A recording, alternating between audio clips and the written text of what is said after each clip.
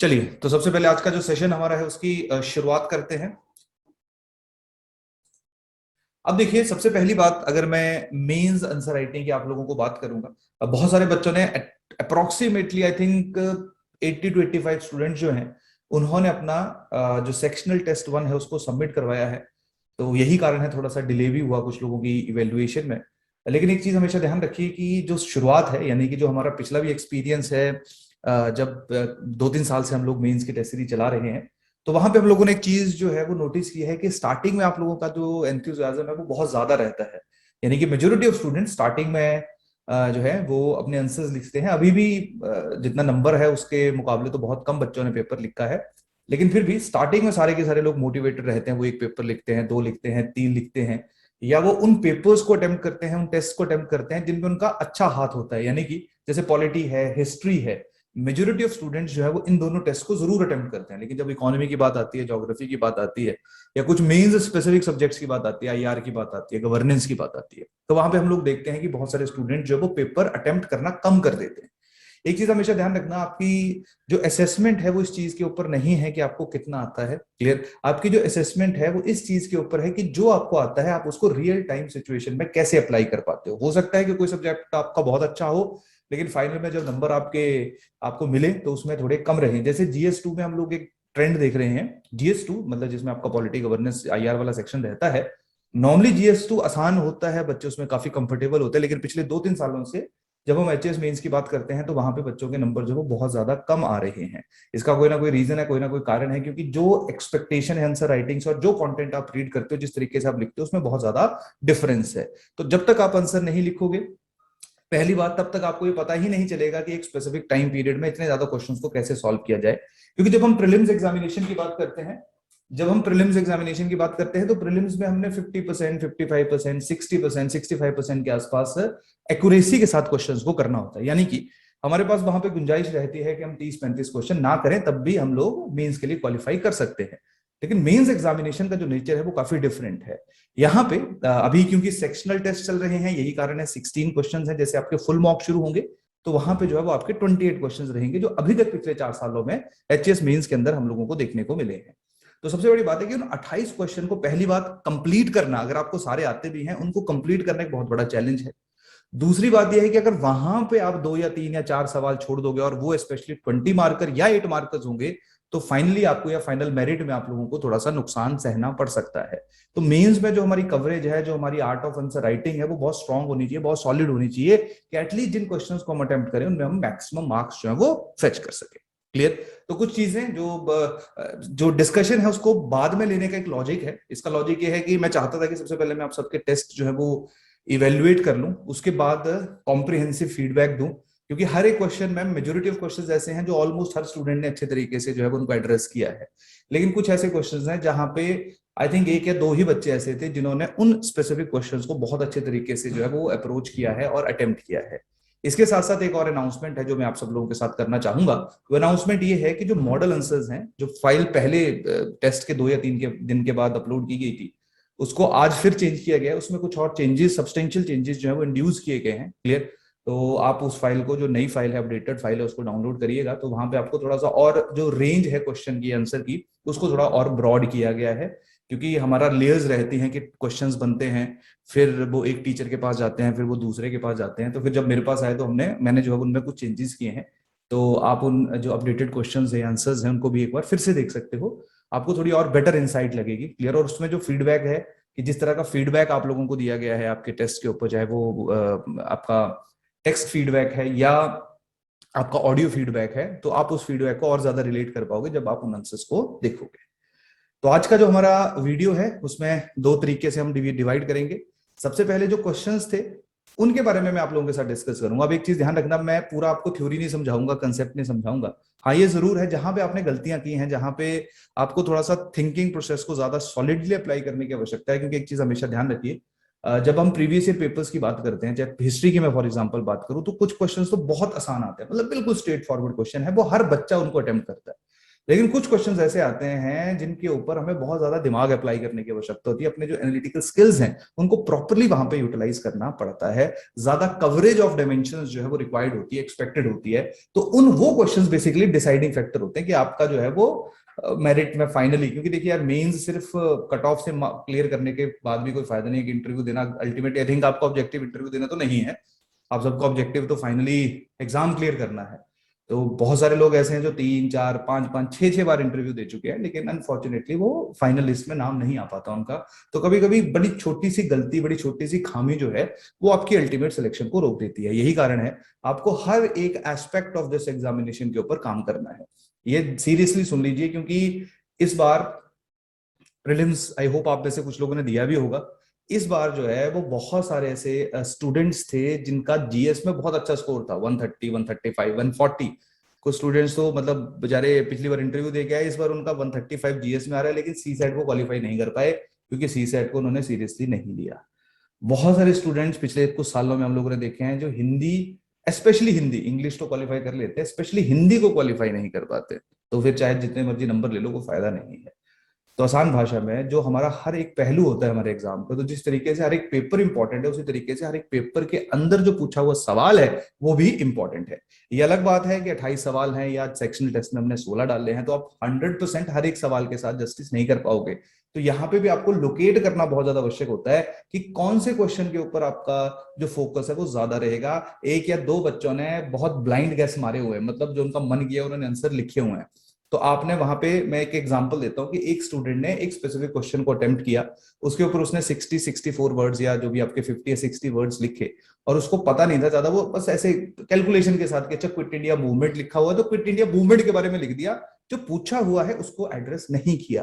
तो आपने तो 60 वर्ड्स वहां पे लिख दिए, उसके साथ साथ आपने 3 4 मिनट भी अपने वेस्ट कर दिए वहां पे। क्लियर? अब आप खुद सोचिए कि वही 3 4 मिनट हो सकता था कि आपके 20 मार्कर क्वेश्चन जो आपको बहुत अच्छे तरीके से आता था उसको ज्यादा जो है वो इम्पैक्टफुल बनाने में हेल्प करते, लेकिन आपके पास जो उतना ज्यादा समय उस स्पेसिफिक टाइम तक नहीं बचा होगा। तो ये लोकेट करना भी बड़ा जरूरी होता है कि कौन से क्वेश्चन जो है वो मेरे बेस्ट हैं, यानी कि कौन से क्वेश्चंस में मैं 100% परफॉर्म कर सकता हूं। दूसरा, मैं ये नहीं कहूंगा कि सवाल है तो उसको अनअटेम्प्टेड छोड़ दो, अनटिल और अनलेस कोई ऐसी चीज है कि ऐसा कोई शब्द है जो आपने कभी सुना ही नहीं है, किसी एक ऐसी हिस्टोरिकल पर्सनैलिटी के ऊपर क्वेश्चन पूछा गया है जिसके बारे में आपको बिल्कुल भी पता नहीं है, तो ऑब्वियसली बात है वहां पे आप कुछ भी नहीं लिख पाओगे, तो उस क्वेश्चन को तो छोड़ना ही बेटर है। लेकिन इसके अलावा अगर ऐसा सवाल है जिसके बारे में आपको थोड़ा सा आइडिया, तो आप लिख जरूर सकते हो, लेकिन वहां पे एनर्जी ज्यादा वेस्ट करने की, यानी कि प्रॉपर वर्ड लिमिट को फॉलो करने की आवश्यकता नहीं। वहां पे 3 4 5 लाइंस लिखिए, नंबर आपको आधा एक डेढ़ जो भी मिलना होगा वो वैसे भी उतना ही मिलेगा अगर आप पूरा जो है वो आंसर लिखोगे भी और उसका कंटेक्स्ट आपने एड्रेस नहीं किया होगा। तो ध्यान रखिए, जो एग्जामिनेशन है वो नॉलेज की कहानी नहीं है। अगर नॉलेज की कहानी होती तो जो 6 7 8 साल से तैयारी कर रहे हैं वो शायद इस पेपर को क्लियर करते, जो 1 या 2 साल से प्रिपरेशन कर रहे हैं वो नहीं करते। लेकिन ये नॉलेज की स्टोरी नहीं है, कहानी नहीं है, ये सारी है प्रॉपर स्ट्रैटेजी की, क्लियर कैलकुलेशंस की, और जब प्रेशर सिचुएशंस आती है उसमें अपने नर्व्स जो है उनको कंट्रोल करने की। क्योंकि प्री में भी काफी लोग पैनिक किए, सी सेट में पैनिक किए, मेंस में भी पैनिक करते हैं, कभी कभी अनयूजुअल क्वेश्चंस मिलते हैं और उनका आंसर्स नहीं आ रहा होता है और खुद पे प्रेशर डाला होता है कि 28 के 28 करने हैं। तो वहां पे जो नर्व्स हैं, that is the most important thing जिनको आप लोगों ने कंट्रोल करना है। और उसके साथ साथ आप एक चीज ध्यान रखिए, आप घर पे बैठ के क्योंकि आंसर्स लिख रहे हो, शायद आप लोगों को आइडिया होगा, हमारे पास एक ऑप्शन मेंस के लिए, सिर्फ प्री के लिए नहीं, मेंस के लिए एक ऑप्शन ये भी है कि अगर आप चंडीगढ़ के कभी आए हो या चंडीगढ़ रहते हो या चंडीगढ़ के आसपास हो, संडे को आ सकते हो, क्लियर, तो आप यहाँ पे आके, हमने जो है वो सेटिंग की हुई है ताकि कोई बच्चा अगर लिखना चाहे कि मेरे को नहीं, मेरे को एक एनवायरनमेंट में लिखना है, तो आप संडे को यहाँ पे आके भी लिख सकते हो, बशर्ते आपने पहले इंटीमेट करना है जो हमारा ऑफिशियल नंबर है कि आप कल जो है वो टेस्ट लिखने आ रहे हो, ताकि उस तरीके के अरेंजमेंट जो है वो हमारे द्वारा करवाए जाए। तो आपके पास पूरी फ्लेक्सिबिलिटी, आप हम लोगों से भी मिल सकते हो, क्लियर, ये बस बोलने के लिए ऑनलाइन है, ठीक है, बाकी एक्सेस सबकी है। नो डाउट कभी कभी कुछ चीजें ऐसी रहती है कि जैसे इस बार थोड़ा सा टेस्ट चेकिंग में जो है वो 1 या 2 दिन का डिले हुआ, कि जो हमने 4 दिन कहा था वो कुछ बच्चों का 5 या 6 दिन हुआ, क्लियर। उसके पीछे कुछ रीजंस थे कि हम नहीं चाहते थे कि पेपर जो है वो ऐसे इवेल्युएट हो कि जिसमें आपको आइडिया नहीं लगे कि आपने जो लिखा है वो सही है या गलत है। तो यही कारण है कि हर एक पेपर के ऊपर जो वो समय ज्यादा लगता है और नंबर ऑफ टेस्ट भी ज्यादा थे, इसके कारण थोड़ा सा डिले हुआ। नेक्स्ट टाइम जो है हम ज्यादा रिसोर्सेज को, ज्यादा टीचर्स को एलोकेट करेंगे तो नेक्स्ट टाइम से आई थिंक ये चीज भी नहीं होगी।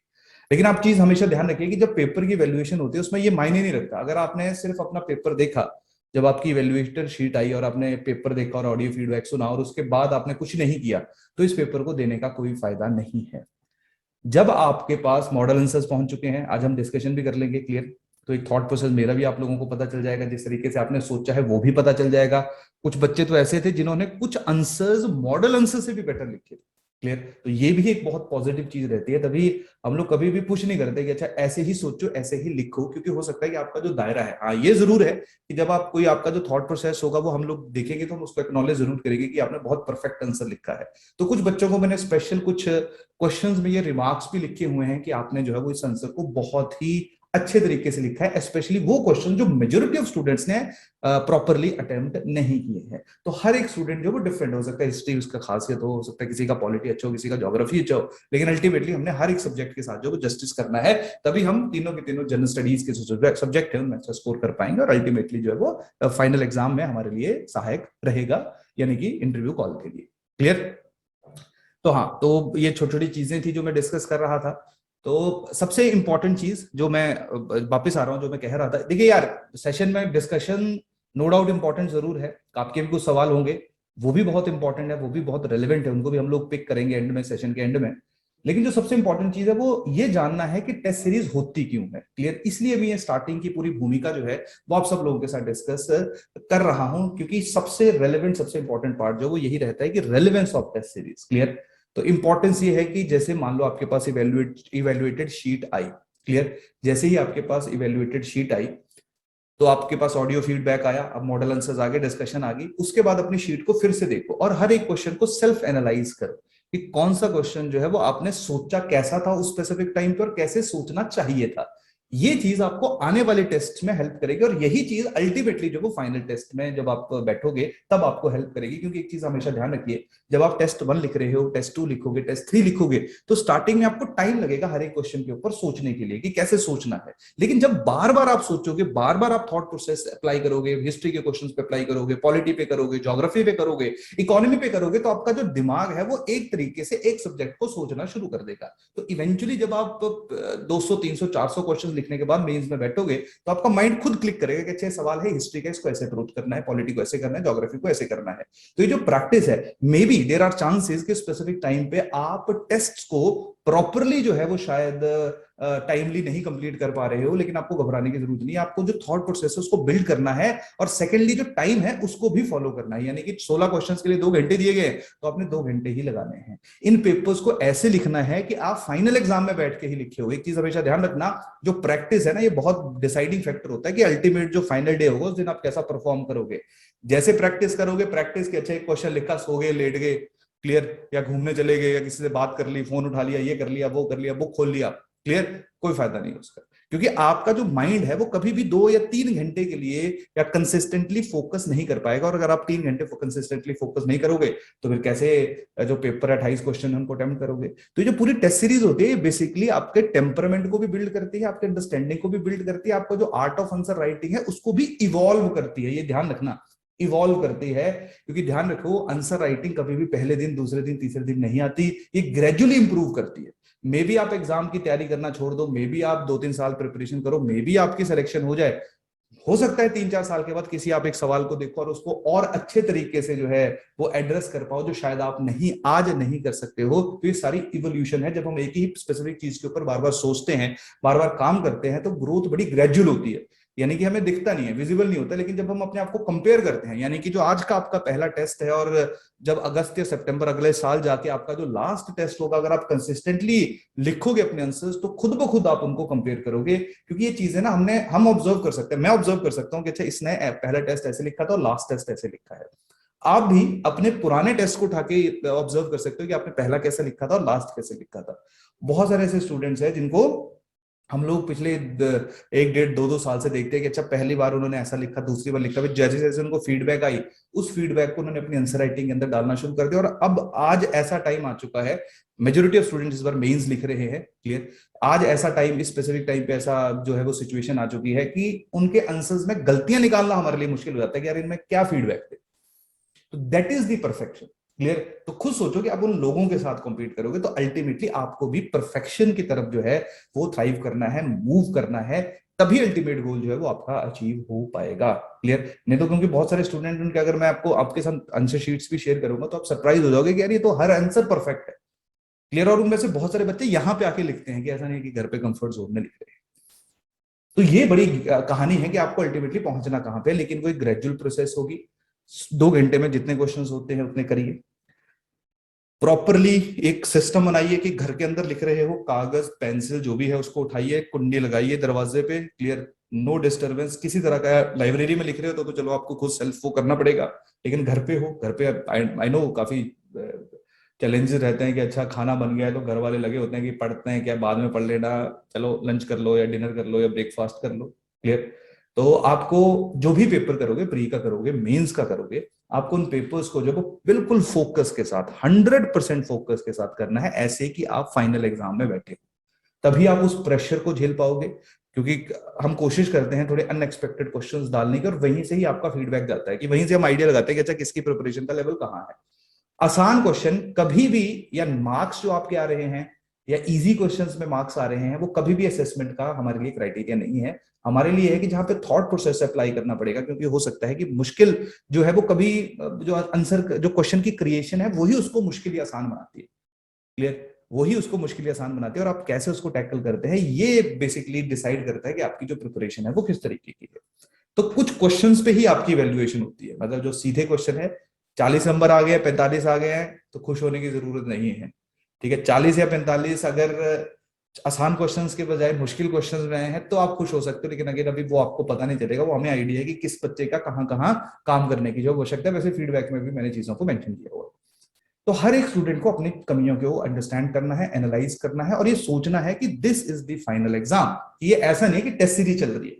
जिस दिन आपने इसको सोचा कि यार टेस्ट सीरीज चल रही है और मजे से लिख सकता हूं, ये कर सकता हूं, वो कर सकता हूं, उस दिन आप अपने आप को, जो टेस्ट सीरीज का ऑब्जेक्टिव है उसको आप डिफीट करना शुरू कर दोगे, और ये आपके लिए बहुत ज्यादा बेनिफिशियल नहीं होगी, क्लियर। आई नो बहुत प्रॉब्लम है, जॉब है आप में से कुछ लोगों की, कॉलेजेस हैं कुछ लोगों के, पेपर्स आ गए हैं कुछ लोगों के, क्लियर, कुछ लोगों ने अभी प्रिपरेशन करनी शुरू की है, कुछ लोग जो प्री का सेटबैक्स था उससे नहीं उभर पाए हैं, बट ध्यान रखिए this is the life, clear. इसी तरह से जो है वो फेलियर का आपको सामना करना पड़ेगा और उसके सॉल्यूशंस निकालने पड़ेंगे, रेदर देन आप जो है वो अपनी जो प्रॉब्लम्स है उनको एक्सक्यूज बना लो, आपको अपनी प्रॉब्लम्स का सोल्यूशन निकालना पड़ेगा।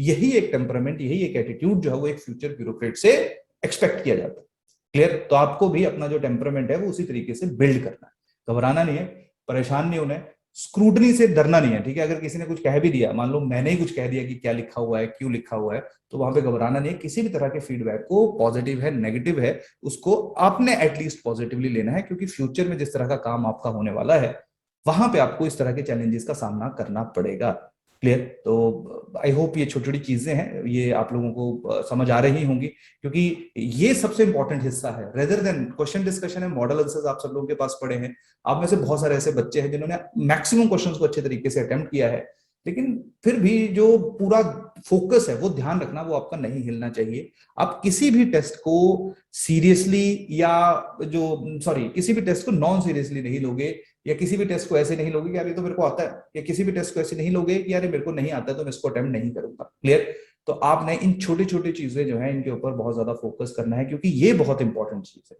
ध्यान रखिए, जिस सब्जेक्ट से डर लगता है, जो सब्जेक्ट बिल्कुल नहीं आता है, उसका टेस्ट तो आपने लिखना ही लिखना है, क्योंकि जब लिखोगे और टीचर से गालियां पड़ेगी ना, फिर तुम्हें आएगा कि नहीं नहीं यार अब पढ़ने की जो है वो जरूरत है, क्लियर। जो आपका वीकेस्ट पॉइंट है उसको एक्सपोज करो, क्योंकि अगर एक्सपोज करोगे तो खुद को भी रियलाइजेशन होगी और दूसरा भी आपकी हेल्प कर पाएगा। अपना स्ट्रॉन्गेस्ट साइड जो है वो एटलीस्ट हम लोगों को मत दिखाओ, दूसरों को दिखा लो, क्लियर, हम लोगों को मत दिखाओ, क्योंकि अगर आप अपना कमजोर हिस्सा दिखाओगे, कमजोर जो स्किल सेट है उसको दिखाओगे, तो हम सजेशंस दोगे कि कुछ लोगों की आंसर राइटिंग बहुत अच्छी नहीं है, क्लियर। आंसर राइटिंग, ध्यान रखिए, आंसर राइटिंग का एक ही क्राइटेरिया होता है, कोई मोती नहीं पिरोने अपनी हैंड राइटिंग में कि धीरे धीरे लिखा और बहुत सुंदर सुंदर लिख रहे हो, क्वेश्चन अटेम्प्ट नहीं होगे तो उन मोतियों का कोई फायदा नहीं, क्लियर। ना फिर ऐसा लिखना है कि पता ही नहीं लग रहा है कि टी लिखा हुआ है कि पी लिखा हुआ है कि एस लिखा हुआ है, क्लियर, तो ऐसा भी नहीं करना है। हैंड राइटिंग का एक सिंपल सा क्राइटेरिया होता है, that it should be legible, clear, कि बस पढ़ी जाए, चाहे कैसे मर्जी लिखो। कुछ लोग बड़ा शब्द लिखते हैं, कुछ लोग बिल्कुल छोटा लिखते हैं, क्लियर। तो एक अपने शब्दों का साइज आपको चेंज करना पड़ेगा, तभी आपके साथ जो आंसर शीट शेयर की जाती है वो इसलिए की गई है ताकि आप, क्योंकि मोरल है, जैसे फाइनल एग्जाम में आपको शीट मिलेगी ऑलमोस्ट इसी तरह की होती है, थोड़ा सा ऊपर नीचे जरूर रहता है, ऑलमोस्ट इसी तरह की शीट आपको देखने को मिलती है। हिमाचल में कॉन्स्टेंट जरूर है कि प्रिंटिंग का आपको थोड़ा सा चैलेंज रहता है, थोड़ा सा इश्यू रहता है, स्पेशली संडे को, तो हम लोग कोशिश करेंगे कि फ्राइडे सॉरी सैटरडे को, कल जो है वो एटलीस्ट आपको जो है वो क्वेश्चन पेपर दे दे दोपहर जैसे कुछ 12-1 बजे के आसपास, क्लियर, ताकि आप उसको सैटरडे को प्रिंट कर सके। नहीं तो अगर मान लो सैटरडे को नहीं आया और संडे को टेस्ट आया, तो आप मंडे को प्रिंट करके टेस्ट जो वो भेज सकते हैं। स्टार्टिंग के 3-4 दिनों में जो वो टेस्ट लिखने की कोशिश किया करिए। मैं तो आपको यही कहूंगा कि संडे को टेस्ट है तो टाइम फिक्स कर लो कि यार संडे को 10 बजे टेस्ट आएगा, 10 से 12 का टेस्ट है, तो मैंने संडे को 10 से 12 करना ही करना है, चाहे दुनिया यहां से वहां हो जाए। क्लियर? थोड़ा सा डिसिप्लिन और फोकस जो वो लेके आओ, क्योंकि जो टेस्ट ना पहले आते हैं, फर्स्ट कम फर्स्ट सर्व चलता है, कि जो टेस्ट पहले आएंगे वो पहले इवेल्युएट होंगे, ऑब्वियस ही बात है। और वो तो छोड़ो, इवेल्युएशन तो ठीक है, वो तो चलो हो ही जाएगी, सभी की हो जाएगी। लेकिन सबसे बड़ी बात है कि आपने एक प्रॉपर डिसिप्लिन, प्रॉपर फोकस के साथ, कि प्री का पेपर है तो 10 बजे करना ही करना है। मेंस में तो चलो आपने लिखना है, प्री में तो चलो आप पीडीएफ डाउनलोड करके भी अपने पेज पे अपने आप को लिख सकते हो कि अच्छा पहले का ये, बी दूसरे का ये, तीसरे का ये, अगर प्रिंटर का थोड़ा सा इशू आप लोगों को सामना, या प्रिंटिंग का थोड़ा सा इशू जो है वो आप लोगों को सामना करना पड़ रहा है। तो छोटी छोटी चीजें हैं, क्लियर, इनको जो है वो आप लोगों ने ध्यान रखना है। तो आंसर राइटिंग का जो ऑब्जेक्टिव है वो आई होप आप लोगों को थोड़ा सा क्लियर हो गया होगा। तो अब हम लोग जो हमारे क्वेश्चंस थे उनके मैं अप्रोच के ऊपर डिस्कस करूंगा, उनके मैं मॉडल आंसर्स को डिस्कस नहीं करूंगा, उनका कंसेप्ट में डिस्कस नहीं करूंगा कि यार इसमें आपने कि मैं क्विट इंडिया मूवमेंट की कहानी बतानी शुरू कर दूं, क्योंकि वो कहानी आप सब लोगों को पता है। तो चलिए सबसे पहले जो है वो अब मैं स्क्रीन शेयर कर रहा हूं आप सब लोगों के साथ, क्लियर। अब मैं आप सब लोगों के साथ स्क्रीन शेयर कर रहा हूं, ज्यादा टाइम नहीं लगाऊंगा, फिर मैं आपके क्वेश्चंस पकड़ूंगा जहां पे आपको किसी स्पेसिफिक जो आंसर है या किसी स्पेसिफिक क्वेश्चन में आपको ऐसा लगेगा कि सर इसको हम क्या ऐसे कर सकते हैं, क्लियर। तो हो सकता है कि यस, कि उसको वैसे किया जा सकता हो, क्योंकि कुछ क्वेश्चंस ओपन होते हैं। ओपन का मेरा मतलब होता है कि उनको आप कैसे भी अटेम्प्ट कर सकते हो, क्लियर। जैसे पहला क्वेश्चन है वो ओपन क्वेश्चन है, आप एक स्टेटमेंट दी गई, आप उससे एग्री कर सकते हो, डिसएग्री कर सकते हो। मैंने उससे एग्री किया है, आप उससे डिसएग्री कर सकते हो। अगर आप उससे डिसएग्री करोगे तो आपके जो आर्गुमेंट्स है वो बहुत स्ट्रांग होने चाहिए, बहुत सॉलिड होने चाहिए, क्लियर। तो कहानी समझ आ रही स्टोरी। तो हमारे जो मॉडल आंसर है वो हमारे अकॉर्डिंगली मॉडल आंसर है। तभी प्रैक्टिकली हम लोग हमेशा ये कहते हैं कि मॉडल आंसर नाम की चीज एग्जिस्ट नहीं करती है। बस ये थोड़ा सा जैसा देश वैसा भेष, वैसा हम लोगों को बनना पड़ता है, बट जो सही चीज है वो सही चीज है। आंसर के इनपुट्स होते हैं, तो आप इनको rather than considering model answers, आप आंसर इनपुट कंसीडर किया करो कि इनमें रेंज कैसे या किस तरीके से जब इन आंसर्स को अप्रोच किया गया, तो आप भी उसको अपनी थॉट प्रोसेस में इम्बाइब करने की कोशिश किया करो। तो मैं स्क्रीन शेयर कर रहा हूं, फिर 2-3 विशाल बोल रहे हैं आई हैवंट। कोई बात नहीं, जिसने, देखिए सुनिए, अगर आप में से किसी ने पेपर को अटेम्प्ट नहीं भी किया है, कोई टेंशन लेने की आवश्यकता नहीं है, क्लियर। वैसे भी ये सेशन जो है वो हर एक बच्चे के पोर्टल पे जाएगा, मतलब अगर जैसे आज क्योंकि वीकडे है और हमारे साथ मैक्सिमम लोग, मेजोरिटी ऑफ लोग जो है वो वर्किंग भी जुड़े हुए हैं, तो उन वो शायद इस सेशन को नहीं अटेंड कर पा रहे हैं, क्लियर। फिर भी आई थिंक 40-45 के 40 के आसपास जो है वो लोग जुड़े हुए हैं। तो उन लोगों का स्पेशल मैसेजेस भी आए हुए हैं कि हम नहीं आ पाएंगे, तो ये सेशन आपके पोर्टल पे भी इवेंचुअली जाएगा, ताकि जो बच्चे बाद में भी अटेम्प्ट करें उनको भी आइडिया लगे कि इस क्वेश्चन को या इस स्पेसिफिक टेस्ट को किस तरीके से उन्होंने अप्रोच करना था, किस तरीके से उन्होंने अटेम्प्ट करना था। तो आपने लिखा है नहीं लिखा है, कोई टेंशन लेने की बात नहीं है, बस ये है।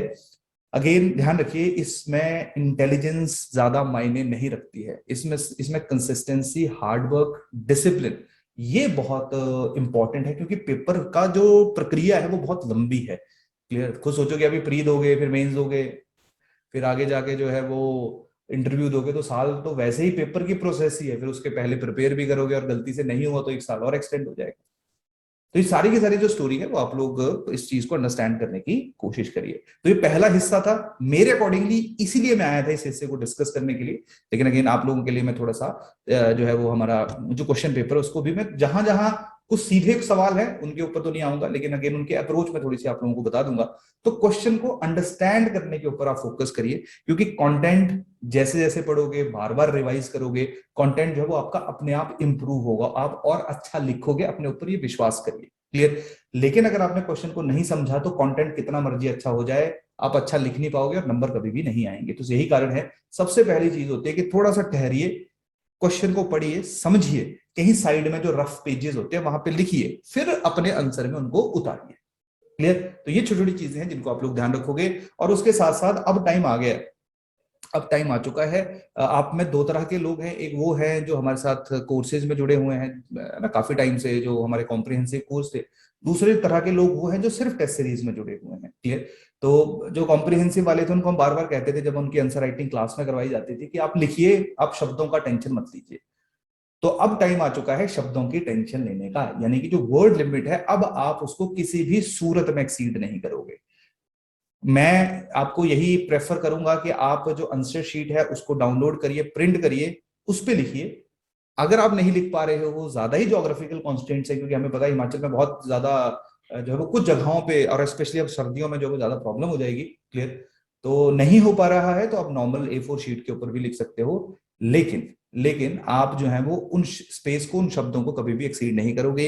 ये जो is, am, are, a, the, ये सारे के सारे जो वो वर्ड काउंट में इनको कंसीडर नहीं किया जाता है। तो जो स्पेसिफिक वर्ड्स होते हैं उन्हीं को जो है वो आपने काउंट करना होता है, ठीक है, क्लियर। तो वर्ड लिमिट जो है वो आप कोशिश करिए उसको ज्यादा एक्सीड मत करिए। बहुत बड़ा साइज मैंने स्पेसिफाई भी किया है कि कुछ लोगों का जो हैंडराइटिंग, जो शब्द लिखते हैं वो बहुत बड़े लिखते हैं, तो अगर बड़ा शब्द लिखोगे तो नंबर ऑफ वर्ड्स कम आएंगे आपके उस स्पेस के अंदर। कुछ लोग बहुत छोटा लिखते हैं कि मेरे को जूम कर करके पढ़ना पड़ रहा था, मतलब मेरे को पढ़ने में बड़ी मुश्किल आ रही थी, तो और शब्द एक दूसरे के ऊपर चढ़े हुए थे। तो ऐसा भी नहीं करना है कि ज्यादा लिखने के लिए उस कम स्पेस में एक दूसरे के ऊपर शब्द चढ़ा देने जो अच्छा ना लगे, जो प्रेजेंटेबल ना लगे, क्लियर। तो हर चीज को हमने ध्यान देना है। आंसर राइटिंग में तीन चीजें सबसे ज्यादा इंपॉर्टेंट होती है। पहली कंटेंट, क्योंकि बिना कंटेंट के कुछ नहीं लिख पाओगे। दूसरा कंटेक्स्ट, यानी कि जो पूछा गया है उसको एड्रेस करना है। और तीसरा होता है जो आंसर की सुंदरता है, जो प्रेजेंटेशन है, जो वैल्यू एडिशन है। वैल्यू एडिशन कैसे आती है कि अगर मैं हिस्ट्री के सवाल कर रहा हूं तो ज्यादा से ज्यादा हिस्टोरिकल जो एग्जांपल्स हैं, जो इवेंट्स हैं, जो पर्सनैलिटीज हैं, उनको साइट करूं, उनको कोट करूं, क्लियर, हर चीज को रिलेट करने की कोशिश करूं। पॉलिटी में आंसर वैल्यू एडिशन क्या होती है कि मैं आर्टिकल्स डाल लूं, अमेंडमेंट्स डाल लूं, केसेस डाल लूं, करंट अफेयर्स डाल लूं। तो ये तीसरे लेवल पे आता है। तो आंसर जो है वो आपके इन तीन इंपॉर्टेंट चीजों से बनता है। बाकी तो डिफाइन तो जैसे मर्जी कर लो आप लोग, लेकिन अगेन हमारा सिंपल सा है कि आसान भाषा में जो समझ आ सके चीज, उस चीज को इंप्लीमेंट करना भी आसान रहता है। और कोई बड़ा ज्यादा ये कोई रॉकेट साइंस नहीं है कि बड़ी टिपिकल चीज है, सिंपल सी चीजें हैं। दो तीन बार सुनोगे तो कहीं ना कहीं इनको आप इंप्लीमेंट करना शुरू कर दो। तो चलिए चलते हैं हम लोग अपने क्वेश्चंस पे। तो मैं बताऊंगा कि आप लोगों ने क्या किया हुआ है, आप लोगों ने क्या गलती की है। यही कारण था, ये डेलिबरेटली इस जो डिस्कशन है इसको, डेलिबरेटली इस डिस्कशन को जो है वो डिले किया गया है, ठीक है। आई होप स्क्रीन दिख रही है आप लोगों को, प्लीज एक बार कंफर्म कर दीजिए, मैसेज में कर दीजिए। स्क्रीन दिख रही है आप लोगों को? Yes sir. ठीक है Shivani, thank you thank you thank you thank you Gaurav. Okay Sheetal, Swati, thank you. चलिए चलिए चलिए, थैंक यू ज्योति, सुरेश। चलिए अब देखते हैं। अब चलिए, स्क्रीन आप लोगों को दिख रही है। तो यहाँ पे हम क्वेश्चंस को दो तीन तरीके से मैं आप लोगों को, क्योंकि अगेन वही वाली बात है कि एक ग्रुप का फायदा क्या रहता है। और मैं ना आपको सजेशन भी दूंगा कि अगेन जो टेस्ट सीरीज वाले बच्चे हैं, मतलब टेस्ट सीरीज वाले हमारे स्टूडेंट्स हैं जो सिर्फ टेस्ट सीरीज में है, जिनका एक ग्रुप बना हुआ है, ठीक है, आई थिंक 32-35 के आसपास लोग हो आप। तो आप भी एक दूसरे के साथ वहां पे एटलीस्ट कुछ, जैसे करंट इशू है कोई, क्लियर, तो उसको आप शेयर करा करो। उस ग्रुप का मतलब ऑब्जेक्टिव डिफरेंट है। और जो बाकी कॉम्प्रिहेंसिव बैचेस वाले बच्चे हैं उनके तो अपने अपने टेलीग्राम चैनल बने हुए, तो वहां पे आप डिस्कस कर सकते हो। क्योंकि बाकी लोगों को मोटिवेशन तो चलो एक्सटर्नल नहीं होगी, वो तो आपको कहीं ना कहीं इंस्पिरेशन एक्सटर्नल हो सकती है। लॉन्ग टर्म तक मोटिवेशन के लिए आपको जो है वो अंदर से अंतरात्मा जो है वो आपकी खुश होनी चाहिए या संतुष्ट होनी चाहिए, क्लियर। लेकिन अगेन एक दूसरे की हेल्प करना कभी मत चूकिए, क्योंकि जो पीयर टू पीयर इंटरेक्शन का मतलब थॉट प्रोसेस में जब आपकी वेरिएशन है, अलग अलग तरह से आप लोग सोचते हो, तो एक दूसरे का एक्सपीरियंस, एक दूसरे की सोच जो है वो आप लोगों के लिए काफी बेनिफिशियल होती है, काफी हेल्पफुल होती है। डन। तो क्योंकि अगेन वही वाली बात है, क्वेश्चन भी तो यही है ना, क्वेश्चन है, एक स्टेटमेंट है, उसके ऊपर आपसे कमेंट पूछा है, डिस्कस पूछा है, तो हर एक का अपना ओपिनियन होगा, हर एक की अपनी अंडरस्टैंडिंग होगी, हर एक के पास अपना कंटेंट होगा। तो वो दूसरे के लिए बेनिफिशियल हो सकता है, और हो सकता है आप गलत सोच रहे हो, दूसरा सही सोच रहा है, या उल्टा भी हो सकता है। तो आप सब लोग एक दूसरे से गेन कर सकते हो। तो कोशिश करिए थोड़ा सा, हिमाचली जो है ना, थोड़े से इंट्रोवर्ट ज्यादा रहते हैं कि एक दूसरे से इंटरेक्ट कम करते हैं, लेकिन कोशिश करिए खुलिए, क्योंकि अगेन आपका जो काम है वो वही है, आपको इंटरेक्शन करनी ही पड़ेगी, लोगों को संभालना पड़ेगा। कैसे मैनेज करोगे अगर इंट्रोवर्ट हो, मुश्किल हो जाती है बात में, ठीक है। तो जो अगेन मैं वही कहूंगा, फ्री फ्लो पानी की तरह बहिए। देन कोई रिस्ट्रिक्शन, कोई पाबंदी, किसी तरह का जो पाबंदी है वो मे भी आपकी ग्रोथ को जो है वो शायद नेगेट कर सकती है। तो चलिए वापस आइए, देखिए जो पहला सवाल था, अब मैं बताता हूं कि कैसे आप लोगों ने सोचा हुआ है। आप में से कुछ लोगों ने बहुत अच्छे आंसर्स लिखे हैं, बट वो हार्डली 85 के आसपास पेपर्स में हार्डली 2 या 3 बच्चे ही ऐसे थे, मुश्किल से हैं, आई थिंक दो दो थे मेरे ख्याल में। जिन्होंने इस क्वेश्चन को प्रॉपरली समझा है। देखिए क्वेश्चन क्या है, क्वेश्चन है the quit India movement more than anything United the Indian people against British rule. Clear? तो यहां पे कोई डायरेक्शन नहीं दी गई है कि क्या करना है, कमेंट करो, कुछ भी करो। तो ये स्टेटमेंट है, आपने इस स्पेसिफिक स्टेटमेंट को ओपन करना है। ओपन का मेरा मतलब क्या है कि आपने इस स्पेसिफिक स्टेटमेंट के साथ एग्री करना है कि ये चीज जो है ये मेंशन की गई है कि स्पेसिफिक मूवमेंट ने जो लोगों को ब्रिटिश रूल के खिलाफ जो है वो क्या कर दिया था, यूनाइट कर दिया था। तो अगर अब यहां पे मैक्सिमम लोगों ने क्या किया है, मैक्सिमम लोगों ने क्विट इंडिया मूवमेंट की कहानी डाल दी सारी कि अच्छा quit India movement Mahatma Gandhi ji के द्वारा शुरू की गई। क्लियर? कुछ लोगों ने गलती भी लिखी है, ईयर गलत मेंशन किया है कि 1940 में शुरू होगी। तो ध्यान रखिए, गलत ईयर नहीं मेंशन करना है। नहीं पता है वैसे हिस्ट्री के आंसर्स में जितना ज्यादा ईयर्स अगर आए तो आंसर की थोड़ी इफेक्टिवनेस जो इंक्रीज होती है, लेकिन गलत आंसर मत लिखना, नहीं तो हिस्ट्री का टीचर जो है वो ऑफेंड हो जाएगा। क्लियर? तो सबसे बड़ी बात यहां पे है कि आप लोगों ने मैक्सिमम ने क्विट इंडिया मूवमेंट के बारे में लिख दिया कि क्विट इंडिया मूवमेंट जो है वो क्यों हुई और क्विट इंडिया मूवमेंट क्या थी। क्लियर? लेकिन किसी ने भी ये नहीं लिखा, या अगर आपने लिखा भी तो हार्डली एक लाइन में लिख दिया कि अच्छा how this specific movement United all straight of the society. Clear? उस स्पेसिफिक टाइम पे अगर हम हिंदुस्तानियों को डिवाइड करेंगे तो कैसे थे, कुछ लोग जो थे वो हमारे प्रिंसली स्टेट्स में थे। क्लियर? कुछ लोग या कुछ हमारे रूलर्स थे, कुछ हमारे जो है वो पीजेंट्स थे, कुछ हमारे जो थे वो वुमेन, कुछ हमारे थे स्टूडेंट्स, कुछ हमारे जो थे वो पॉलिटिकल वर्कर्स थे। पॉलिटिकल वर्कर्स का मेरा मतलब है जो कांग्रेस पार्टी के लोग थे। तो जैसा कि आप सब लोगों को पता ही है, जैसे कुछ हमारे सिपाहीज हो गए जो कि ब्रिटिश आर्मी को सर्व किया करते थे। तो ये अलग अलग तरह के जो डायमेंशन में हमारे लोगों को स्पेसिफिक टाइम पे हम लोग विभाजित कर सकते हैं, डिवाइड कर सकते हैं।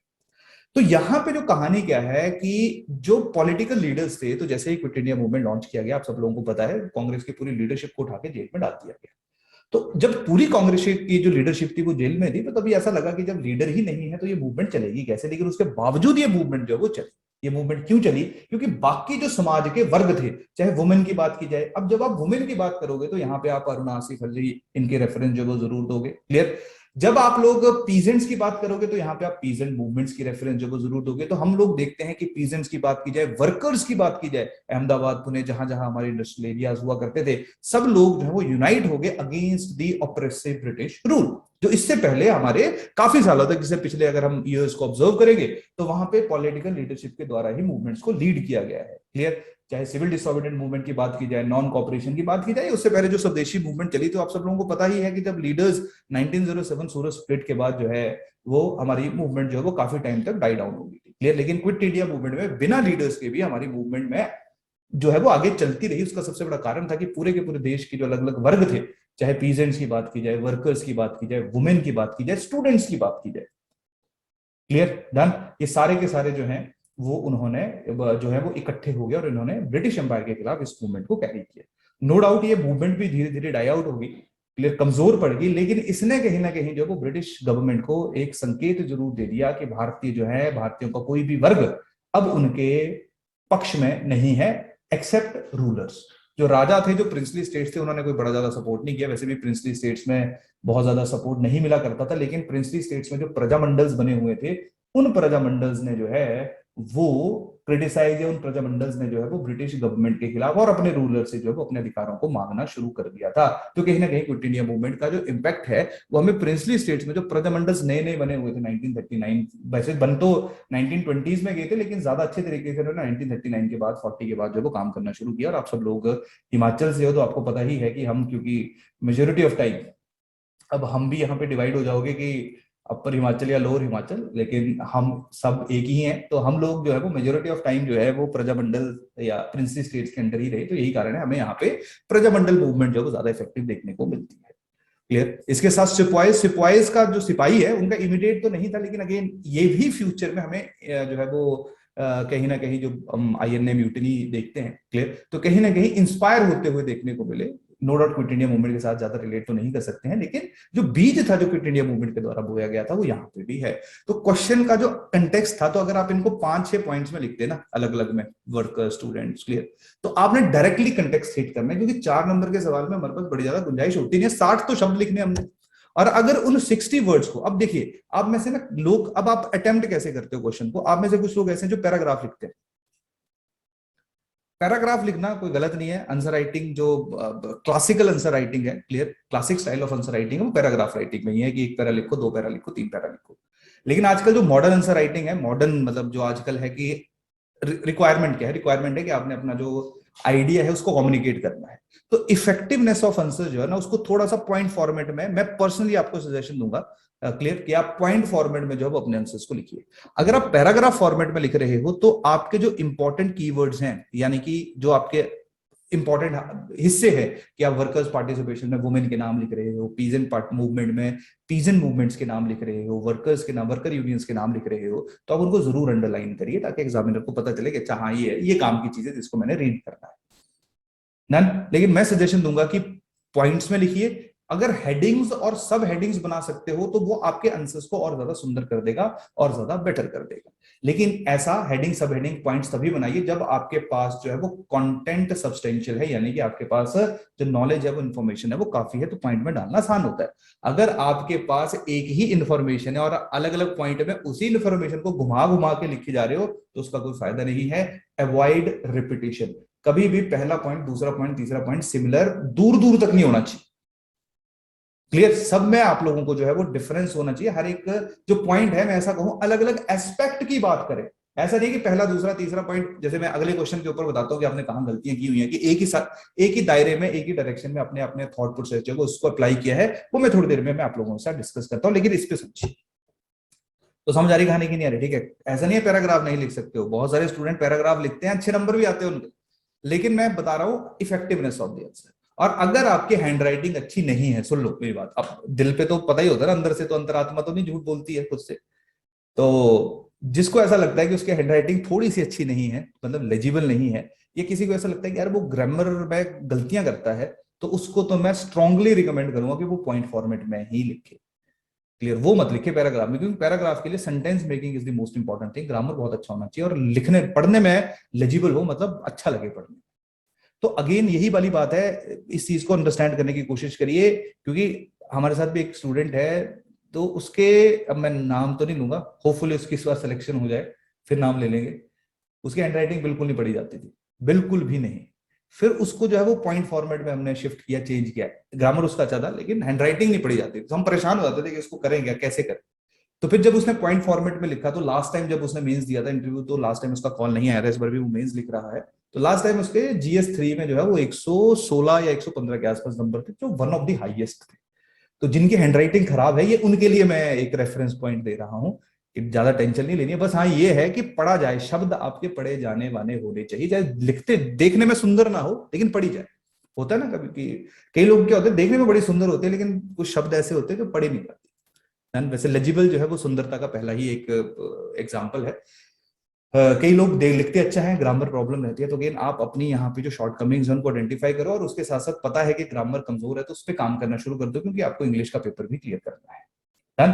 तो यहाँ पे कहानी समझ आ रहा है?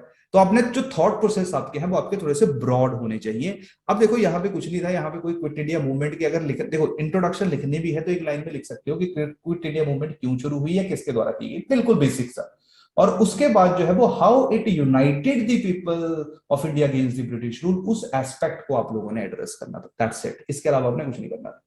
क्लियर? तो सीधा अपना आंसर जो है वो आपने 4 नंबर में लिखना शुरू कर देना है। तो यहाँ पे देखिए, women participation, peasant participation, student and workers participation. Clear? क्योंकि 4 नंबर का था तो काफी स्टूडेंट ये भी पूछ रहे थे कि सर पता नहीं लग रहा है कि कैसे करना है। तो अभी स्पेसिफिक क्वेश्चन को और भी, जैसे मैंने आपको बताया कि फ्यूचर में सिपाहीज के ऊपर से लिंक कर सकते हो, जो हमारे प्रिंसली स्टेट्स है वहां पे प्रजामंडल मूवमेंट के साथ लिंक कर सकते हो। क्लियर?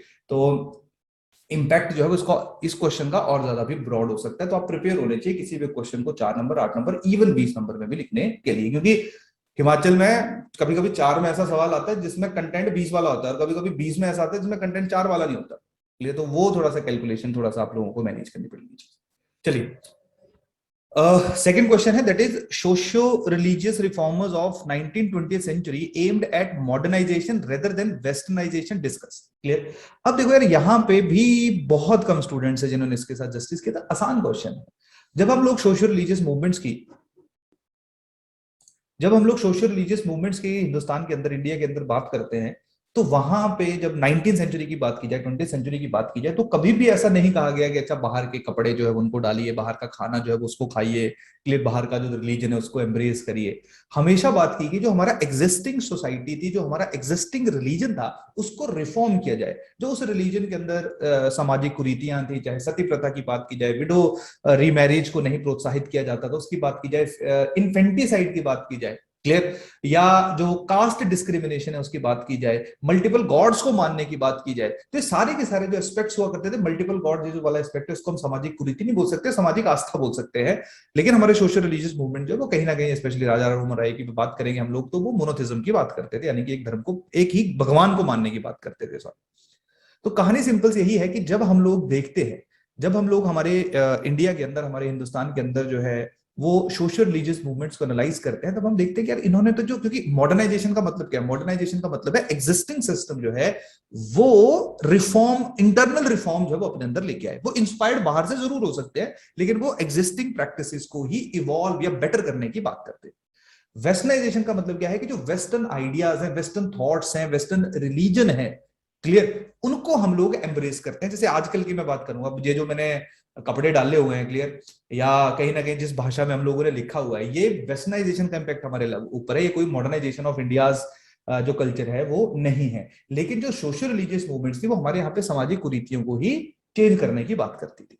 तो कहीं ना कहीं आप लोगों को देखिए, अब कहानी क्या रहती है, एक और चीज समझिए आंसर राइटिंग में, कि जो कीवर्ड्स होते हैं, कीवर्ड्स क्या है कि हमारे यहाँ पे है कि जो सोशियो रिलीजियस रिफॉर्मर्स हैं 1920 सेंचुरी के, they aimed at modernisation rather than westernisation, clear. तो आपके आंसर में ये जो कीवर्ड्स हैं, दैट इज मॉडर्नाइजेशन और वेस्टर्नाइजेशन, ये आपके आंसर में आने चाहिए अगर आप अपने आंसर को ज्यादा इंपैक्टफुल, ज्यादा इफेक्टिव बनाना चाहते हो। वो कैसे आ सकते हैं? वो आ सकते हैं कि जो कंसेप्ट मैंने बताया कि वेस्टर्नाइजेशन एंड जो आपका मॉडर्नाइजेशन का कंसेप्ट है, अगर आप उसको आसान भाषा में एक लाइन में लिख दोगे कि मॉडर्नाइजेशन का एम क्या है और कैसे हमारे social religious movement they aimed at the modernisation in the following ways. पहला पॉइंट, एबोलिशन ऑफ सती प्रथा, या है ना कि women rights. Second, end of या against caste discrimination, against infanticide. Bengal वाले एरिया में बहुत ज्यादा जो है वो, जो बच्चियां पैदा होती थी, लड़कियां पैदा होती थी, उनको मार दिया जाता था, बहुत प्रेवलेंट प्रथा थी। तो कहानी है, यहां पे आपको ज्योतिबा फूले की रेफरेंस देनी है अगर आप कास्ट डिस्क्रिमिनेशन की बात करते हैं, सती प्रथा की एबॉलिशन की बात करते हैं, या वुमेन राइट्स की बात करते हैं, तो आपको राजा राममोहन रॉय, क्योंकि देखिए यहाँ पे सोशियो रिलीजियस रिफॉर्मर भी तो लिखा है, तो रिफॉर्मर्स के एग्जांपल्स भी आपके नाम के अंदर आने चाहिए। तो हमेशा एक चीज समझिए कि कंटेक्स्ट के साथ साथ जो कीवर्ड्स ऑफ द क्वेश्चन है वो भी आपके आंसर के अंदर आने चाहिए। तो बहुत कम स्टूडेंट्स के पास है, बहुत कम बच्चों ने जो है वो इस तरीके से इस आंसर को अटेम्प्ट किया है। सबने लिख दिया कि हाँ मॉडर्नाइजेशन किया, कि सोशल इवल्स को रिमूव किया। लेकिन अब आप खुद सोचो यहाँ पे कि आपको जो है वो यहाँ पे एग्जांपल्स के साथ, example is the most important thing, कि जब हम सती प्रथा की बात करते हैं तो राजा राममोहन रॉय को लिखना आवश्यक है, ईश्वर चंद्र विद्यासागर का लिखना आवश्यक है। जब हम लोग विडो रीमैरिज की बात करते हैं, जब हम कास्ट डिस्क्रिमिनेशन की बात करते हैं, क्लियर, तो हमारा जो है वो ज्योतिबा फूले का रेफरेंस देना जो वो आवश्यक है। इवन ये 1920 सेंचुरी है, तो इसमें तो जो साउथ की मूवमेंट्स है वो भी आ जाएंगे, लेकिन अगेन 4 नंबर का सवाल है, तो कितना ज्यादा आप इसमें लिखोगे। तो अगेन जो थिंकिंग है, जो थॉट प्रोसेस है, that is the most important thing. और हर क्वेश्चन ऐसा नहीं है कि जिसमें आपने सोचना है। अब अगले जो सवाल है उनके सोचने की जरूरत ही नहीं, वो तो सीधे सवाल है, उनको तो अपने स्ट्रेट फॉरवर्ड आंसर करना है, कुछ नहीं सोचना है, जो है वो लिख देना। लेकिन यहाँ पे ये वो सवाल है जो आप किताब में नहीं पढ़ोगे, ये वो सवाल है जो आपको थिंकिंग अप्लाई करनी पड़ेगी। अच्छा यार, ये मतलब क्या है वेस्टर्नाइजेशन और मॉडर्नाइजेशन का, और ऐसा क्यों बोला गया? तो अगर आपको पता है कि सोशल रिलीजियस मूवमेंट्स के क्या क्या फीचर्स थे, क्या क्या कैरेक्टरिस्टिक्स थे, क्या क्या वो किया करते थे, आई डोंट नो, आपको आई डोंट थिंक आपको जो है इतनी ज्यादा मुश्किलात का जो है वो, परेशानियों का जो वो सामना करना पड़ेगा। समझ आ रही कहानी? क्लियर? तो दूसरा सवाल में इस तरीके से आप तो यहाँ पे लिया हुआ है, ये और बेटर हो सकता है आंसर। मतलब अब देखो, कभी कभी क्या होता है कि जैसे देखिए जो एज ऑफ कॉन्सेंट एक्ट है, बीएम मालावरी जो है उनको हम लोग जो है वो क्रेडिट देते हैं, जिन्होंने जो एज है मैरिज की, जो उसको 10 साल से 12 साल बढ़ाया था। बाल गंगाधर तिलक जो उसके बहुत ज्यादा अगेंस्ट थे। आई थिंक आपने तिलक के में इसके बारे में पढ़ा होगा। तो यहाँ पे अगर हेडिंग सब हेडिंग होती तो ये आंसर और ज्यादा बेटर हो सकता है। क्लियर? नेक्स्ट क्या है, why were people dissatisfied with the British rule in the late 19th century. ये तो कुछ भी नहीं था, आसान सवाल है। यहाँ पे देखो आपने गलती क्या की, आप लोगों ने लिखा, देखो यहाँ पे मेंशन किया गया, तभी बोलते हैं कि क्वेश्चन का कंटेक्स्ट हमेशा पढ़ो। क्वेश्चन क्या है, late 19th century, why people were dissatisfied with British rule in late 19th century। Late 19th century का मतलब जो वो आप ये ले सकते हो 1870s, 80s, 90s। Clear? Done. बहुत सारे बच्चों ने आपने क्या किया है कि आपने बैन ऑन सती प्रथा लिख दिया। तो बैन ऑन सती प्रथा तो 1820s की बात है, वो तो लेट 19th नहीं है, वो तो अर्ली 19th है। क्लियर? तो ये छोटी छोटी चीजों को ध्यान रखना, ये गलतियां होती हैं, इनको नहीं करना होता है आपने आपने टू द पॉइंट जो लेट है, चाहे फेमाइन है, क्लियर, चाहे डिस्क्रिमिनेशन विद द इंडियंस है इन एडमिनिस्ट्रेटिव मैटर्स, क्लियर, चाहे पॉलिटिकली ये या लेजिस्लेटिवली इंडियन के साथ डिस्क्रिमिनेट कर रहे थे, आर्म्स एक्ट पास कर रहे थे, इल्बर्ट बिल पास कर रहे थे, चाहे लिटन के द्वारा जो वो दिल्ली दरबार को उस टाइम पे ऑर्गेनाइज करवाया गया था जब लाखों लोग जो है वो सूखे से हमारे देश के अंदर मरे हुए थे। तो अलग अलग एस्पेक्ट्स, यानी कि economic aspects, political aspects, social aspects अगर आपके आंसर के अंदर आएंगे तो आप इसको, या आपका जो है वो आपको मार्क्स ज्यादा मिलने के चांसेस देंगे। कुछ बच्चों ने इसको अच्छा लिखा है, कुछ लोगों ने सिर्फ इकोनॉमिक लिखे हैं, कुछ ने सिर्फ पॉलिटिकल लिखे हैं, यानी कि सिर्फ आर्म्स एक्ट लिख दिया, इल्बर्ट बिल लिख दिया, बस और कुछ नहीं लिखा। क्लियर? कोई इकोनॉमिक डेप्रिवेशन की बात नहीं की, हैवी टैक्सेशन की बात नहीं की। क्लियर? किसी तरह से जो है वो जो एडमिनिस्ट्रेटिव मैटर्स में हिंदुस्तानियों के साथ होने वाली डिस्क्रिमिनेशन थी उसकी बात नहीं की। तो आपको पूरा दायरा जो है वो अपने आंसर के अंदर कवर करना था। लेकिन इस सवाल को मैं इजी क्वेश्चन मानूंगा, ये स्ट्रेट फॉरवर्ड क्वेश्चन है, हर सवाल के ऊपर आपको सोचने की जरूरत नहीं होती, कुछ क्वेश्चन सीधे हैं। जैसे अगला है, ये तो बिल्कुल स्ट्रेट फॉरवर्ड ही है, ये तो आप सब लोगों को पता ही है कि ब्रिटिश के आने से पहले जो हिंदुस्तान हुआ करता था उसका एक्सपोर्ट में बहुत नाम हुआ करता था। हमारे यहाँ से जो है वो अप्रोक्सीमेटली दुनिया का 23-24% के आसपास जो पूरा एक्सपोर्ट था वो इंडिया से ही जाया करता था। क्लियर? लेकिन जब ब्रिटिश यहाँ से गए तो आई थिंक वो 1-2 1.5 या 2% के आसपास ही रह गया था। तो इंडिया में जो ट्रेडिशनल इंडस्ट्री थी उनको सबसे ज्यादा धक्का जो है वो ब्रिटिश गवर्नमेंट के आने से ही लगा। इसके दो सबसे बड़े कारण थे, शायद इसका सबसे बड़ा पहला कारण था जो वहां पे इंडस्ट्रियल रेवोल्यूशन हुई थी, दूसरा सबसे बड़ा कारण था डेलिबरेटली हमारे यहाँ पे जो इंडस्ट्रीज थी उनको खत्म किया गया, क्योंकि मशीनों का जो सामान बनेगा, क्योंकि वहां पे इंडस्ट्रियल रेवोल्यूशन हो चुकी थी, तो मशीनों का बना हुआ सामान जो है ऑटोमेटिकली सी बात है चीप होगा, सस्ता होगा यहाँ के सामान से। क्लियर? और उसके साथ साथ जो हमारा लोकल इंडस्ट्री थी उसको बहुत ज्यादा टैक्सेशन लगाया गया। डन? जो हमारे नेटिव रूलर्स थे जिन्होंने प्रोटेक्शन दी हुई थी, जिनके लिए वो हैंडीक्राफ्ट इंडस्ट्री काम किया करती थी, वो नेटिव रूलर्स निकल गए, पैट्रोनेज ब्रिटिश के द्वारा नहीं दी गई। तो अलग अलग एस्पेक्ट्स हैं, लेकिन ये बहुत ही स्ट्रेट फॉरवर्ड क्वेश्चन था, ये मैक्सिमम लोगों ने इसको जो है वो सही किया है। डन? तो पूरे एस्पेक्ट्स 5-4-5-6 पॉइंट जो अगर आप इसमें लिखोगे तो सही रहेगा। ये तो सही आंसर्स है, ये तो कोई टेंशन लेने की जरूरत नहीं है। एक ऐसा सवाल जो मेरे को अभी तक किसी भी एक बच्चे का ऐसा नहीं लगा कि उसने ऑलमोस्ट परफेक्शन की तरफ जब अपने आंसर को लिखा है, वो क्वेश्चन ये है, that is throw light on the significance of thoughts of Mahatma Gandhi in the present times. तो आपने देखो कैसे सोचा है, आप लोगों ने कैसे सोचा है और कैसे हमें इसके ऊपर जो अपना थॉट प्रोसेस जो उसको अप्लाई करना चाहिए था। आप लोगों ने क्या किया, आप लोगों ने थॉट्स ऑफ महात्मा गांधी लिख दिए कि भाई स्वराज है, सत्य है ना, सत्याग्रह है, नॉन वायलेंस है, ट्रस्टीशिप है, बस दैट्स इट। लेकिन आपको प्रेजेंट टाइम्स के साथ उनकी सिग्निफिकेंस को जो है वो रिलेट करना था, उनकी सिग्निफिकेंस को जो है वो एसोसिएट करना था। अगर मैं महात्मा गांधी की एक थॉट की बात करूंगा, क्लियर, जैसे अगर मैं सत्याग्रह नॉन वायलेंस की बात करूंगा, ट्रुथ प्लस नॉन वायलेंस की अगर मैं बात करूंगा, तो आज इस स्पेसिफिक टाइम पे, मॉडर्न टाइम पे, में बहुत ही परफेक्ट एग्जांपल जो है वो देखने को मिल सकता है, जो अभी जो फार्म एजिटेशन हुआ जिसको कल ही कॉल्ड ऑफ किया गया। क्लियर?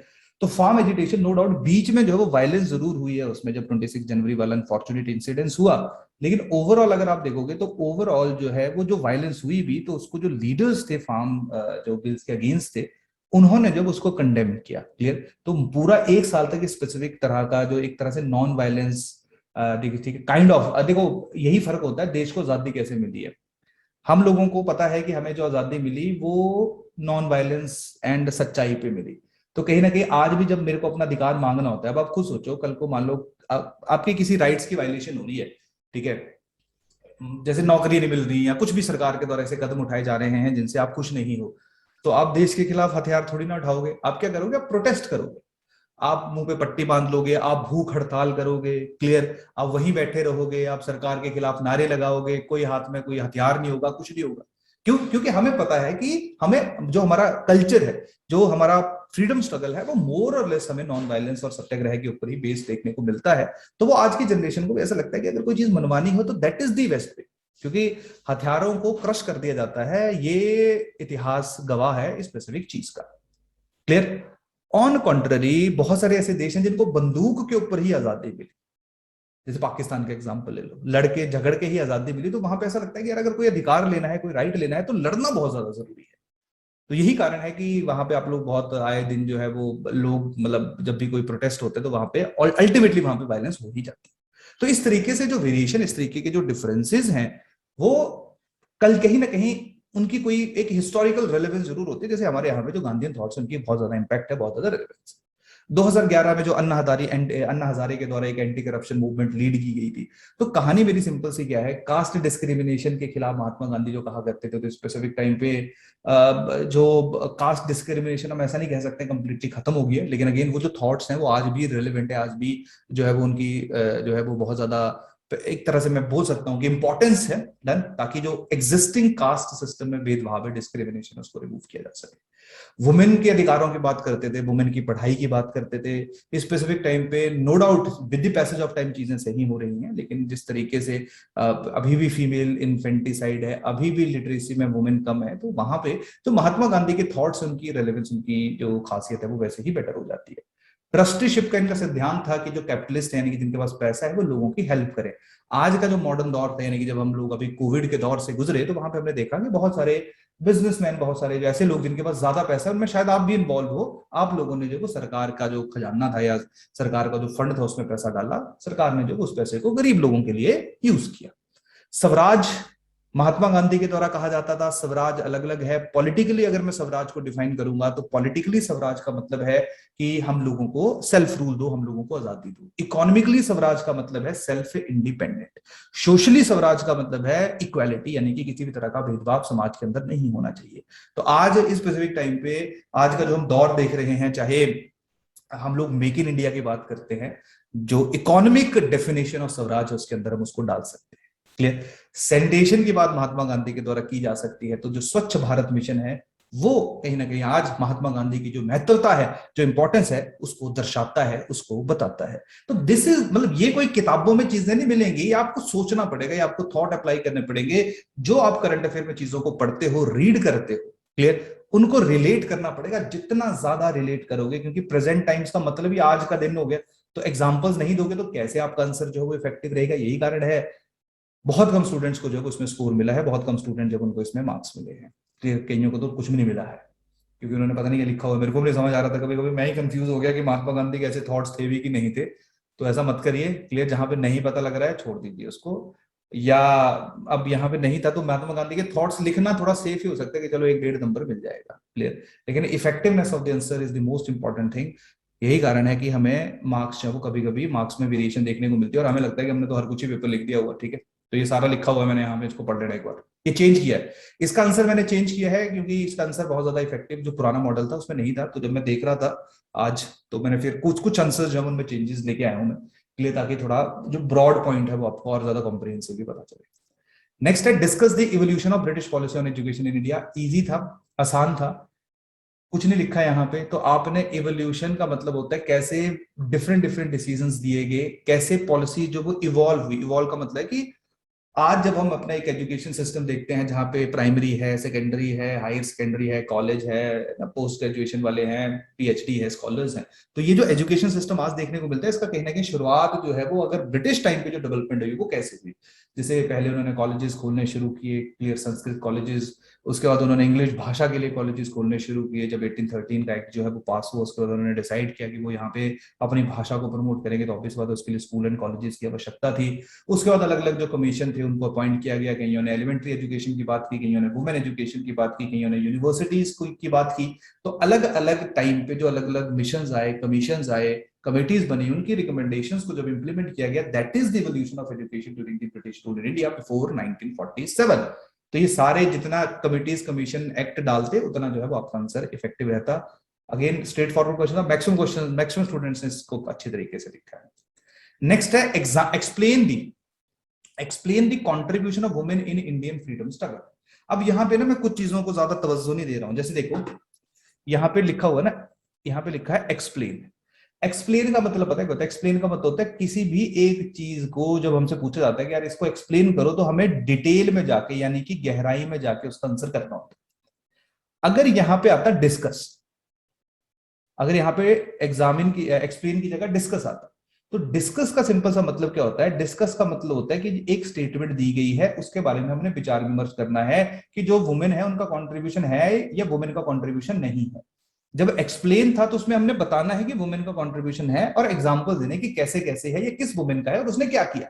लेकिन अगर यहाँ पे डिस्कशन होता तो हमारा आंसर दो तरीके से बनता कि वुमेन का कंट्रीब्यूशन है, but at the same time उस लार्ज स्केल के ऊपर नहीं है जितना जो है वो हमें बाकी लोगों का देखने को मिलता है। लेकिन ये थोड़ा सा वीक हो जाता है। लेकिन डिस्कशन में हम लोगों को जो दोनों एस्पेक्ट्स हैं, एक स्पेसिफिक पॉइंट के, एक स्पेसिफिक हिस्से के, एक स्पेसिफिक क्वेश्चन के, उनको कवर करना पड़ता है। क्लियर? तो ये डायरेक्टिव्स की जो है वो थोड़ी सी गेम रहती है। इसके साथ मान लो यहाँ पे क्रिटिकली एग्जामिन या क्रिटिकली एग्जामिन आ जाता है, critically examine the contribution of women in Indian freedom struggle. तो क्रिटिकली एग्जामिन में हमारा अगेन काइंड ऑफ डिस्कस की तरह रहता है, यानी कि हम इस स्पेसिफिक जो क्वेश्चन है उसको, या जो कोई स्पेसिफिक स्टेटमेंट है, स्पेसिफिक पॉइंट्स है, उसको दोनों डायरेक्शन से देखने की कोशिश करते हैं, कि गंभीरता से विचार करते हैं, यानी कि ये है भी सही या नहीं है। यानी कि यहाँ पे भी आप लोगों को दोनों पॉजिटिव्स और नेगेटिव्स जो है वो देखने को मिलते हैं। तो डायरेक्टिव्स में गेम तो रहती है। जैसे मान लो यहां पे आ जाता comment, comment on the contribution. तो कमेंट का मतलब क्या रहता कि कमेंट एक स्टेटमेंट पे किया जाता है। स्टेटमेंट कोई दी गई है, उससे आप एग्री कर सकते हो, उससे आप डिसएग्री कर सकते हो, वो आपका ओपिनियन होता है। जैसे पहला क्वेश्चन था वो काइंड ऑफ कमेंट था, वहां पे लिखा तो कुछ नहीं था, लेकिन वो काइंड ऑफ कमेंट था क्योंकि वो एक ओपन स्टेटमेंट आप लोगों को दी गई थी। तो जब कमेंट होता है तो कमेंट का मतलब एक स्टेटमेंट दी गई, हो सकता है आप बोलोगे हाँ यार ये स्टेटमेंट अच्छी है, सही है। तो क्यों सही है? आपने अपने आर्गूमेंट्स देने। अगर आपको लगे नहीं यार ये स्टेटमेंट जो वो गलत है, तो आपको वो आर्गूमेंट्स देने कि आपने ऐसा क्यों कहा। और अगर आपको ऐसा लगता है कमेंट में कि यार सही भी है गलत भी है, तो आप दोनों भी दे सकते हो। लेकिन कमेंट में आपको लेवरेज मिलती है कि आप कैसे भी अपने आंसर को लिख सकते हो। तो यही कारण है कमेंट में आंसर हमें अलग अलग होते हुए देखने को मिल सकते हैं।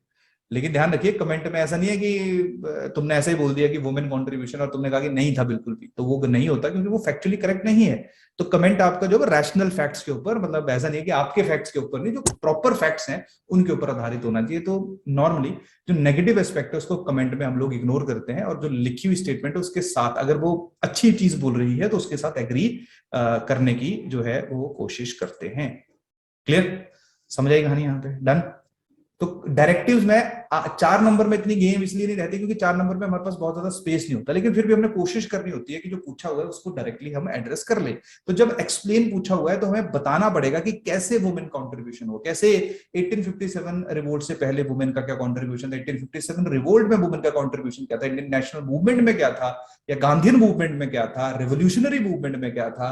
क्लियर? तो ये सारे के सारे एस्पेक्ट्स आपको एग्जांपल्स के साथ, नाम के साथ जो वो कवर करने पढ़ेंगे। क्लियर? कि कैसे भीमा बाई होलकर की बात करनी पड़ेगी, रानी चिन्नम्मा की बात करनी पड़ेगी, उसके साथ साथ रानी लक्ष्मीबाई की 1857 में बात करनी पड़ेगी, सरोजिनी नायडू, कस्तूरबा गांधी, विजय लक्ष्मी पंडित, एनी बेसेंट, इनकी जो है वो फ्रीडम स्ट्रगल में बात करनी पड़ेगी, कल्पना दत्ता, इनकी जो है वो आप रेवोल्यूशनरी मूवमेंट के साथ जो है वो उनको रिलेट कर सकते हो। क्लियर? तो अगेन आपको वुमेन की कंट्रीब्यूशन, जितना दायरा है हमारे फ्रीडम स्ट्रगल का, हमारी आजादी का, जिसमें रेवोल्यूशनरी भी है, जिसमें रिवोल्ट भी हुए हैं, जिसमें पीजेंट मूवमेंट्स भी हुई हैं, क्लियर, जिसमें लोकल रेबेलियन भी हुए हैं, तो जहां जहां वुमेन ने पार्टिसिपेट किया तो हमें ओवरऑल जो है वो इसके बारे में मेंशन करना है, इसके बारे में जो है वो बताना है। क्लियर? वैसे इंडियन फ्रीडम स्ट्रगल जब हम बोलते हैं तो हम 1857 के बाद वाले इवेंट्स लेते हैं, लेकिन आप यहाँ पे जनरली, क्योंकि जो मोटिवेशन थी, जो इंस्पिरेशन थी, वो पुरानी भी थी हमारे फ्रीडम फाइटर्स के लिए, तो आप ये सारी की सारी कहानियां जो यहाँ पे लिख सकते हो। क्लियर? नेक्स्ट सवाल है, What were the reasons behind rise of revolutionary movement during 20th century? ये थोड़ा सा क्वेश्चन बेटर फ्रेम हो सकता था क्योंकि रेवोल्यूशनरी मूवमेंट्स भी 2 बार हुई हैं, है ना। एक बार तो आपकी स्टार्टिंग में हुई है फर्स्ट वर्ल्ड वॉर से पहले या फर्स्ट वर्ल्ड वॉर के दौरान, और दूसरी जो वो नॉन कॉपरेशन मूवमेंट के बाद हुई है। पर क्योंकि ये ओपन था तो आप इसमें मैक्सिमम कवरेज कर सकते थे कि रेवोल्यूशनरी मूवमेंट, जो फेलियर ऑफ कांग्रेस के जो मॉडरेट्स और एक्सट्रीमिस्ट है, वो एक रीजन था, या अननेसेसरली जो मूवमेंट्स का को कॉल्ड ऑफ कर दिया जा रहा था, नॉन कॉपरेशन मूवमेंट को जैसे कॉल्ड ऑफ कर दिया गया था महात्मा गांधी के द्वारा, वो एक रीजन था। रशियन रेवोल्यूशन से इंस्पिरेशन एक रीजन था। तो अगेन आप एस्पेक्ट्स जो है इसमें इसमें ब्रॉडली कवर कर सकते हो, जो पहले 2 फेजेस ऑफ रेवोल्यूशनरी मूवमेंट्स हुए, क्योंकि यहाँ पे स्पेसिफाई नहीं किया गया है कि कौन से वाले रेवोल्यूशनरी मूवमेंट की बात हो रही है, ओपन है। तो आप इसमें जितना ज्यादा आंसर लिखना चाहो लिख सकते हो। ये भी मेजोरिटी ऑफ स्टूडेंट जो है वो स्ट्रेट फॉरवर्ड क्वेश्चन था, तो मेजोरिटी ऑफ स्टूडेंट्स ने इसको भी प्रॉपरली एड्रेस किया हुआ है। तो ये हमारे जो है वो 8 नंबर वाले, सॉरी 4 नंबर वाले सवाल हैं।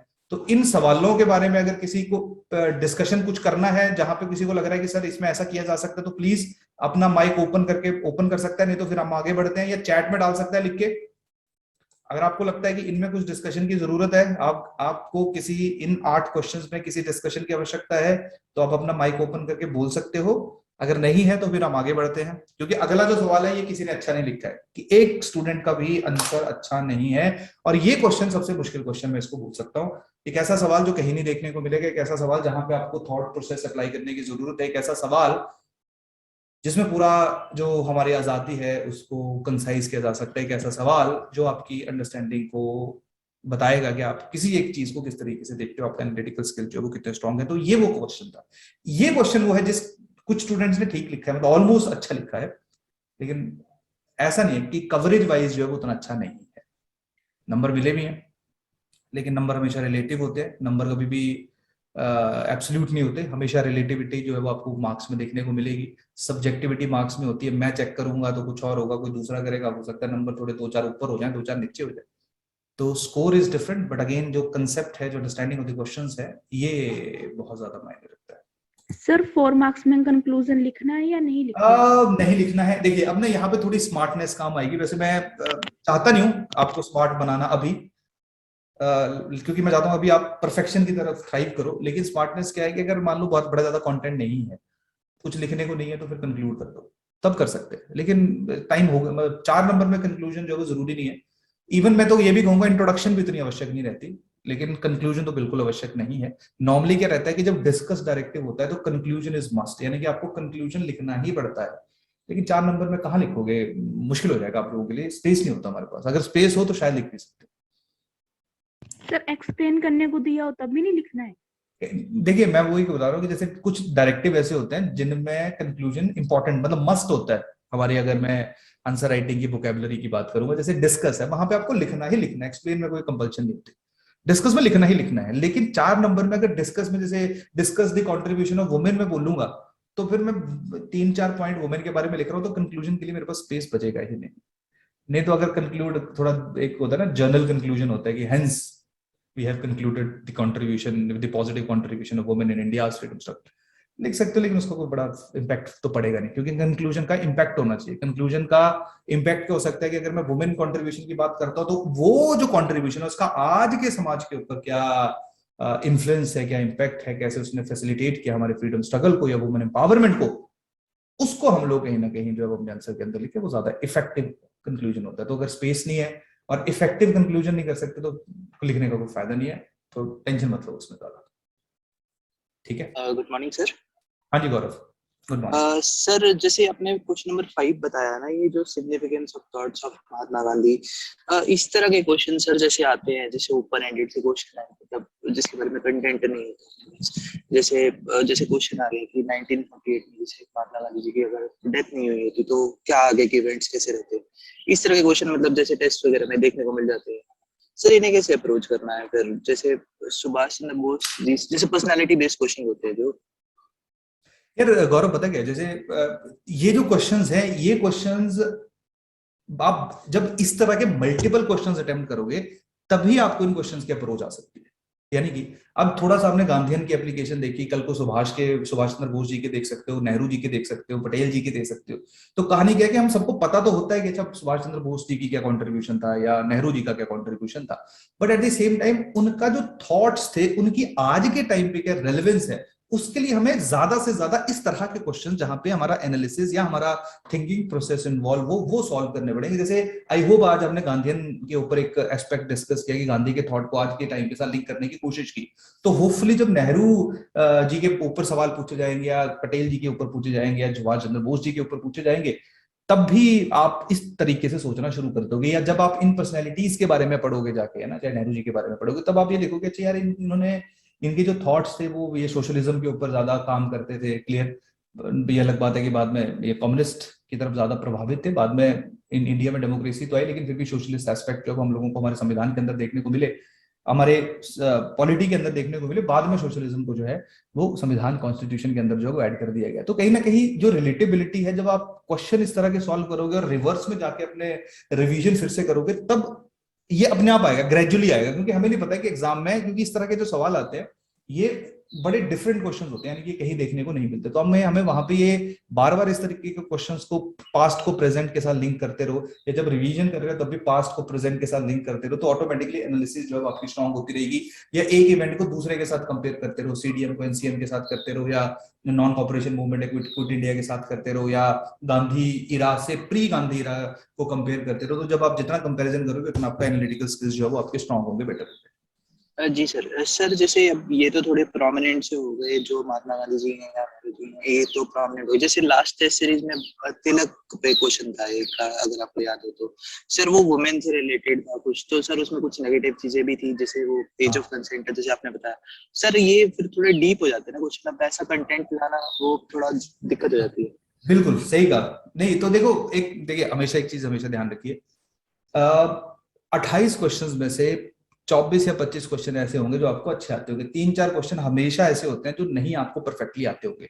तो उनमें से हो सकता है तिलक वाला जो क्वेश्चन है वो एक उसका एस्पेक्ट हो। क्लियर? क्योंकि कहीं ना कहीं आपको लाइन खींचनी पड़ेगी कि आप हर चीज को बहुत ज्यादा डीप में जाके, बहुत ज्यादा गहराई में जाके नहीं कर पाते हो, कर सकते हो।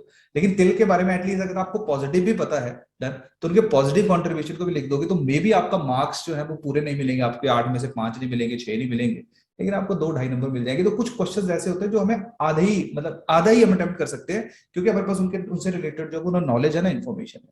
तो कुछ क्वेश्चंस के साथ हम कुछ भी नहीं कर सकते, और ये कभी भी कुछ भी पूछा जा सकता है।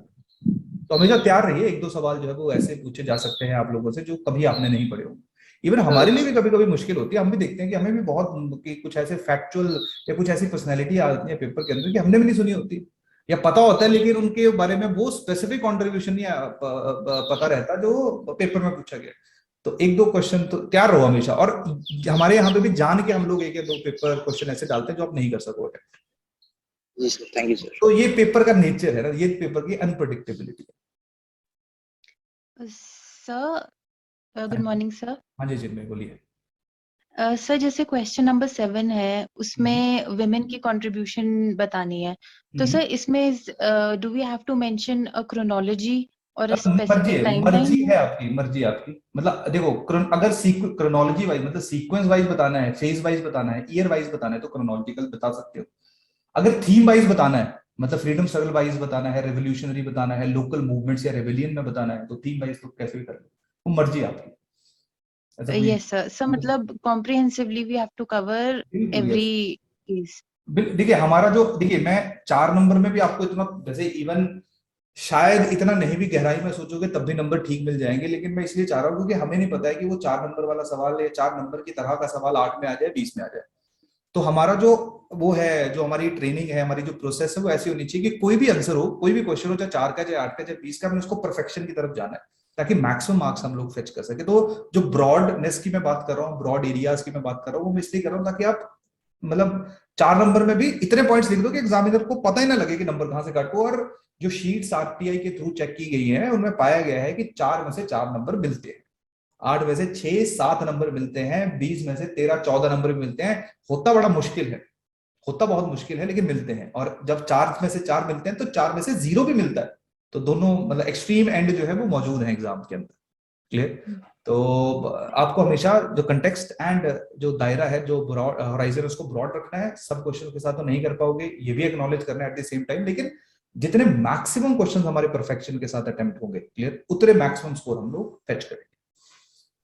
Thank you sir. चले फिर आगे। सर हाँ बोलिए। सर सेकंड क्वेश्चन था ना, हम्म सर उसमें मतलब वो समझ नहीं आया कि सेग्रीगेट कैसे कर रहे हैं हम, कि जैसे राजा राम मोहन रॉय थे तो वो तो ये भी बोलते थे कि इंग्लिश एजुकेशन को लेके आया जो अच्छी चीज है, तो वो तो हम कह सकते हैं कि वो वेस्टर्नाइजेशन हुई क्योंकि वो इंग्लिश को फेवर कर रहे थे। और लेकिन वो सती को बैन कर रहे थे तो हम बोलते हैं कि नहीं, वो एक तरह से मॉडर्नाइजेशन थी। तो और जैसे ईश्वर चंद्र विद्यासागर का भी सेम था कि इंग्लिश को सपोर्ट करना, तो मतलब कैसे बोलना कि वो मॉडर्नाइजेशन हुई या वेस्टर्नाइजेशन हुई, वो थोड़ा। नहीं ठीक है। देखिए सिंपल सी बात क्या है कि एक स्टेटमेंट है, ठीक है, एक स्पेसिफिक स्टेटमेंट है। अब हो सकता है आप उस स्टेटमेंट से एग्री करते हो या उस स्टेटमेंट से डिसएग्री करते हो, या उस स्टेटमेंट से आप पार्शली एग्री करते हो, पार्शली डिसएग्री करते हो। तो आपके आंसर में ये भी आ सकता है, जो आपने कहा वो बिल्कुल जस्टिफाइड है, कि आपका ये भी आ सकता है कि इनके जो मैक्सिमम थॉट्स थे, they wanted to change the social levels of existing Indian society, जो मॉडर्नाइजेशन का कंसेप्ट था। But at the same time they also promoted the English education. लेकिन इंग्लिश एजुकेशन प्रमोट करने का उनका जो ऑब्जेक्टिव था वो बाहरी कल्चर को इम्बाइब करना था। उनका था कि इंग्लिश एजुकेशन को पढ़िए, उनके लिटरेचर को रीड करिए और फिर समझिए कि रैशनैलिटी क्या होती है। क्लियर। जो रेनेसां के बाद लिटरेचर हम लोगों को वेस्टर्न सोसाइटी में डेवलप होता हुआ देखने को मिला, जो डेमोक्रेटिक वैल्यूज की बात करता है, जो अधिकारों की बात करता है, तो उनका जो मेन मतलब जो इंग्लिश भाषा को डेवलप करने का ऑब्जेक्टिव था वो उनके कल्चर को इम्बाइब करना नहीं था, उनके कल्चर में जो रेवोल्यूशन हुई थी उसको देखना था और फिर उसको अल्टीमेटली अपने कल्चर को इवॉल्व करना था, अपने कल्चर को जो वो बेटर करना था। तो भाषा का उनका ऑब्जेक्टिव वो था। मतलब वैसे आप भी पॉइंट सही बोल रहे हो, लेकिन अगर मैं बिल्कुल ultimate main objective main concept के पीछे जाऊंगा तो भाषा, इंग्लिश भाषा को वो जो प्रमोट करते थे वो वेस्टर्न वैल्यूज के लिए नहीं करते थे, वो वेस्टर्न आइडियाज के लिए करते थे, और वो भी वेस्टर्न आइडिया जिनको इंडियनाइज्ड फॉर्म में अप्लाई करके अपने धर्म को बेटर किया जा सके, अपने कल्चर को अच्छा किया जा सके, ना कि उनके कल्चर की अच्छी वैल्यूज को अपने यहाँ पे जो है वो हम लोग एसिमिलेट करें। तो डिबेट मतलब अच्छी चीज है। मतलब देखिए बाकी लोग भी सोचिए, क्योंकि आपका नाम क्या है? आपका मेरे को एन नहीं दिख रहा है क्योंकि सर निखिल। हाँ निखिल। जैसे निखिल देखिए कि जैसे निखिल ने सवाल पूछा वैसे क्वेश्चन आपके दिमाग में भी आने चाहिए। तो जो हिस्ट्री है, स्पेशली हिस्ट्री एंड पॉलिटी, दो सब्जेक्ट ऐसे हैं जो डिस्कशन और डिबेट के, तो जैसे इनका जो ओपिनियन था वो भी स्ट्रांग था। अगर ये अपने आंसर के अंदर ये भी लिख देते कि भाई they also promoted English education which can be considered as western ideas, तो कोई गलत नहीं होता क्योंकि वो सही बात है। लेकिन अगेन मतलब मैं इसको वैसे भी डिफेंड कर सकता कि मैंने इसको इसलिए नहीं लिखा क्योंकि मेरा लॉजिक ऐसा है कि यार इंग्लिश तो किया, लेकिन अल्टीमेटली ऑब्जेक्टिव इंग्लिश एजुकेशन का भी जो वो मॉडर्नाइजेशन था। तो दोनों की स्टेटमेंट जो वो सही है, गलत किसी की नहीं है।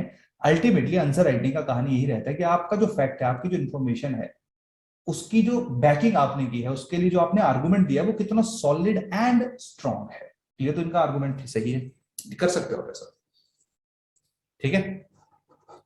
Okay sir. चलिए फिर आगे चलो, 9th क्वेश्चन पे आ जाओ। 9th क्वेश्चन है Indian national freedom struggle was an amalgamation of various principles, ideas and approaches. तो डिस्क्राइब करो। डिस्क्राइब का कुछ नहीं मतलब है, डिस्क्राइब का मतलब है कि जो भी आप लिखोगे उसको आपने प्रॉपरली एक्सप्लेन कर देना है, ताकि एक ऐसे बंदे को भी समझ आ जाए जिसको कुछ नहीं पता है, क्लियर, आसान भाषा में। तो एक्सप्लेन एवरीथिंग, कि कोई चीज है, क्यों है, कैसे है, ये सारी चीजें आपने डिस्क्राइब का मतलब कि भाई इस चीज को डिस्क्राइब करो, पेन को डिस्क्राइब करो, जो ऑनलाइन क्लासेस उनको डिस्क्राइब करो, कि सब कुछ लिखो कि क्यों है, क्या है, कैसे है। तो वही सिंपल डिस्क्राइब। तो डायरेक्टिव से जो लोग घबराते हैं उनको घबराने की आवश्यकता नहीं है। डायरेक्टिव्स जो है वो कुछ नहीं होते, मतलब कोई ज्यादा नॉट रिलेवेंस होती है, उनकी इंपॉर्टेंस होती है, लेकिन इतनी टेंशन लेने की जरूरत नहीं होती कि यार सर हमें समझ नहीं आता, क्योंकि हमने देखा मेजोरिटी ऑफ स्टूडेंट जो है वो डायरेक्टिव्स में फंस जाते हैं। वो वहां पे बहुत कंफ्यूज रहते हैं कि ये क्रिटिकली लिख दिया, डर जाते हैं कभी। और पेपर वाले भी गलत है वैसे, ऐसा नहीं होना चाहिए कि 4 नंबर में क्रिटिकली एग्जामिन लिखा हुआ है तो टेंशन नहीं लेनी, जो पूछा है वहां लिखना है। क्रिटिकल एग्जामिन प्रॉपरली करना 4 मतलब 60% थोड़ा सा मुश्किल हो जाएगा। कर तो सकते हो, ऐसा नहीं कर पाओगे, लेकिन थोड़ा मुश्किल होगा, क्लियर। तो डायरेक्टिव्स लिखोगे जितना, आज के लेक्चर में हो सकता है डिस्कस, एग्जामिन, डिस्क्राइब या कमेंट को समझो, अगले लेक्चर में या अगले जो टेस्ट होगा उसमें क्रिटिकल एग्जामिन को समझो, अगले में इनुमरेट को समझो, अगले को थ्रू लाइट में समझो। तो जो डायरेक्टिव है वो धीरे धीरे जो उनके बारे में आपकी जो अंडरस्टैंडिंग है वो ऑटोमेटिकली इवॉल्व होती रहेगी, ऑटोमेटिकली जो बढ़ती रहेगी, क्लियर। तो देखो सिंपल सी बात है, अब हमारा जो आजादी था, अब आप खुद सोचो यार किन किन प्रिंसिपल्स के ऊपर जो है वो सीमित था, किन किन प्रिंसिपल्स के ऊपर जो आधारित था। हमारी आजादी हमेशा कहा करती थी कि भाई हम लोगों को जो है वो डेमोक्रेसी चाहिए। डेमोक्रेटिक वैल्यूज की मैं बात करूंगा तो उसके लिए आप नेहरू रिपोर्ट की बात कर सकते हो। उसके लिए जो स्वराज के लिए हमारी सबसे पहले सेल्फ रूल की बात हुई थी 1905 के बाद, क्लियर, जब स्वदेशी मूवमेंट को भी चलाया गया था, या बाद में सॉरी जब हमारी होम रूल मूवमेंट चली थी, तो वो भी ये कहते थे कि हम लोगों को एटलीस्ट सेल्फ रूल करने दिया जाए, ताकि जो लोगों के अकॉर्डिंगली अपने रिप्रेजेंटेटिव को चूज किया जाए, और लोग जो है वो अपने रिप्रेजेंटेटिव या जो रिप्रेजेंटेटिव्स हैं वो लोगों के लिए कहीं ना कहीं जो है वो रिस्पॉन्सिबल हो।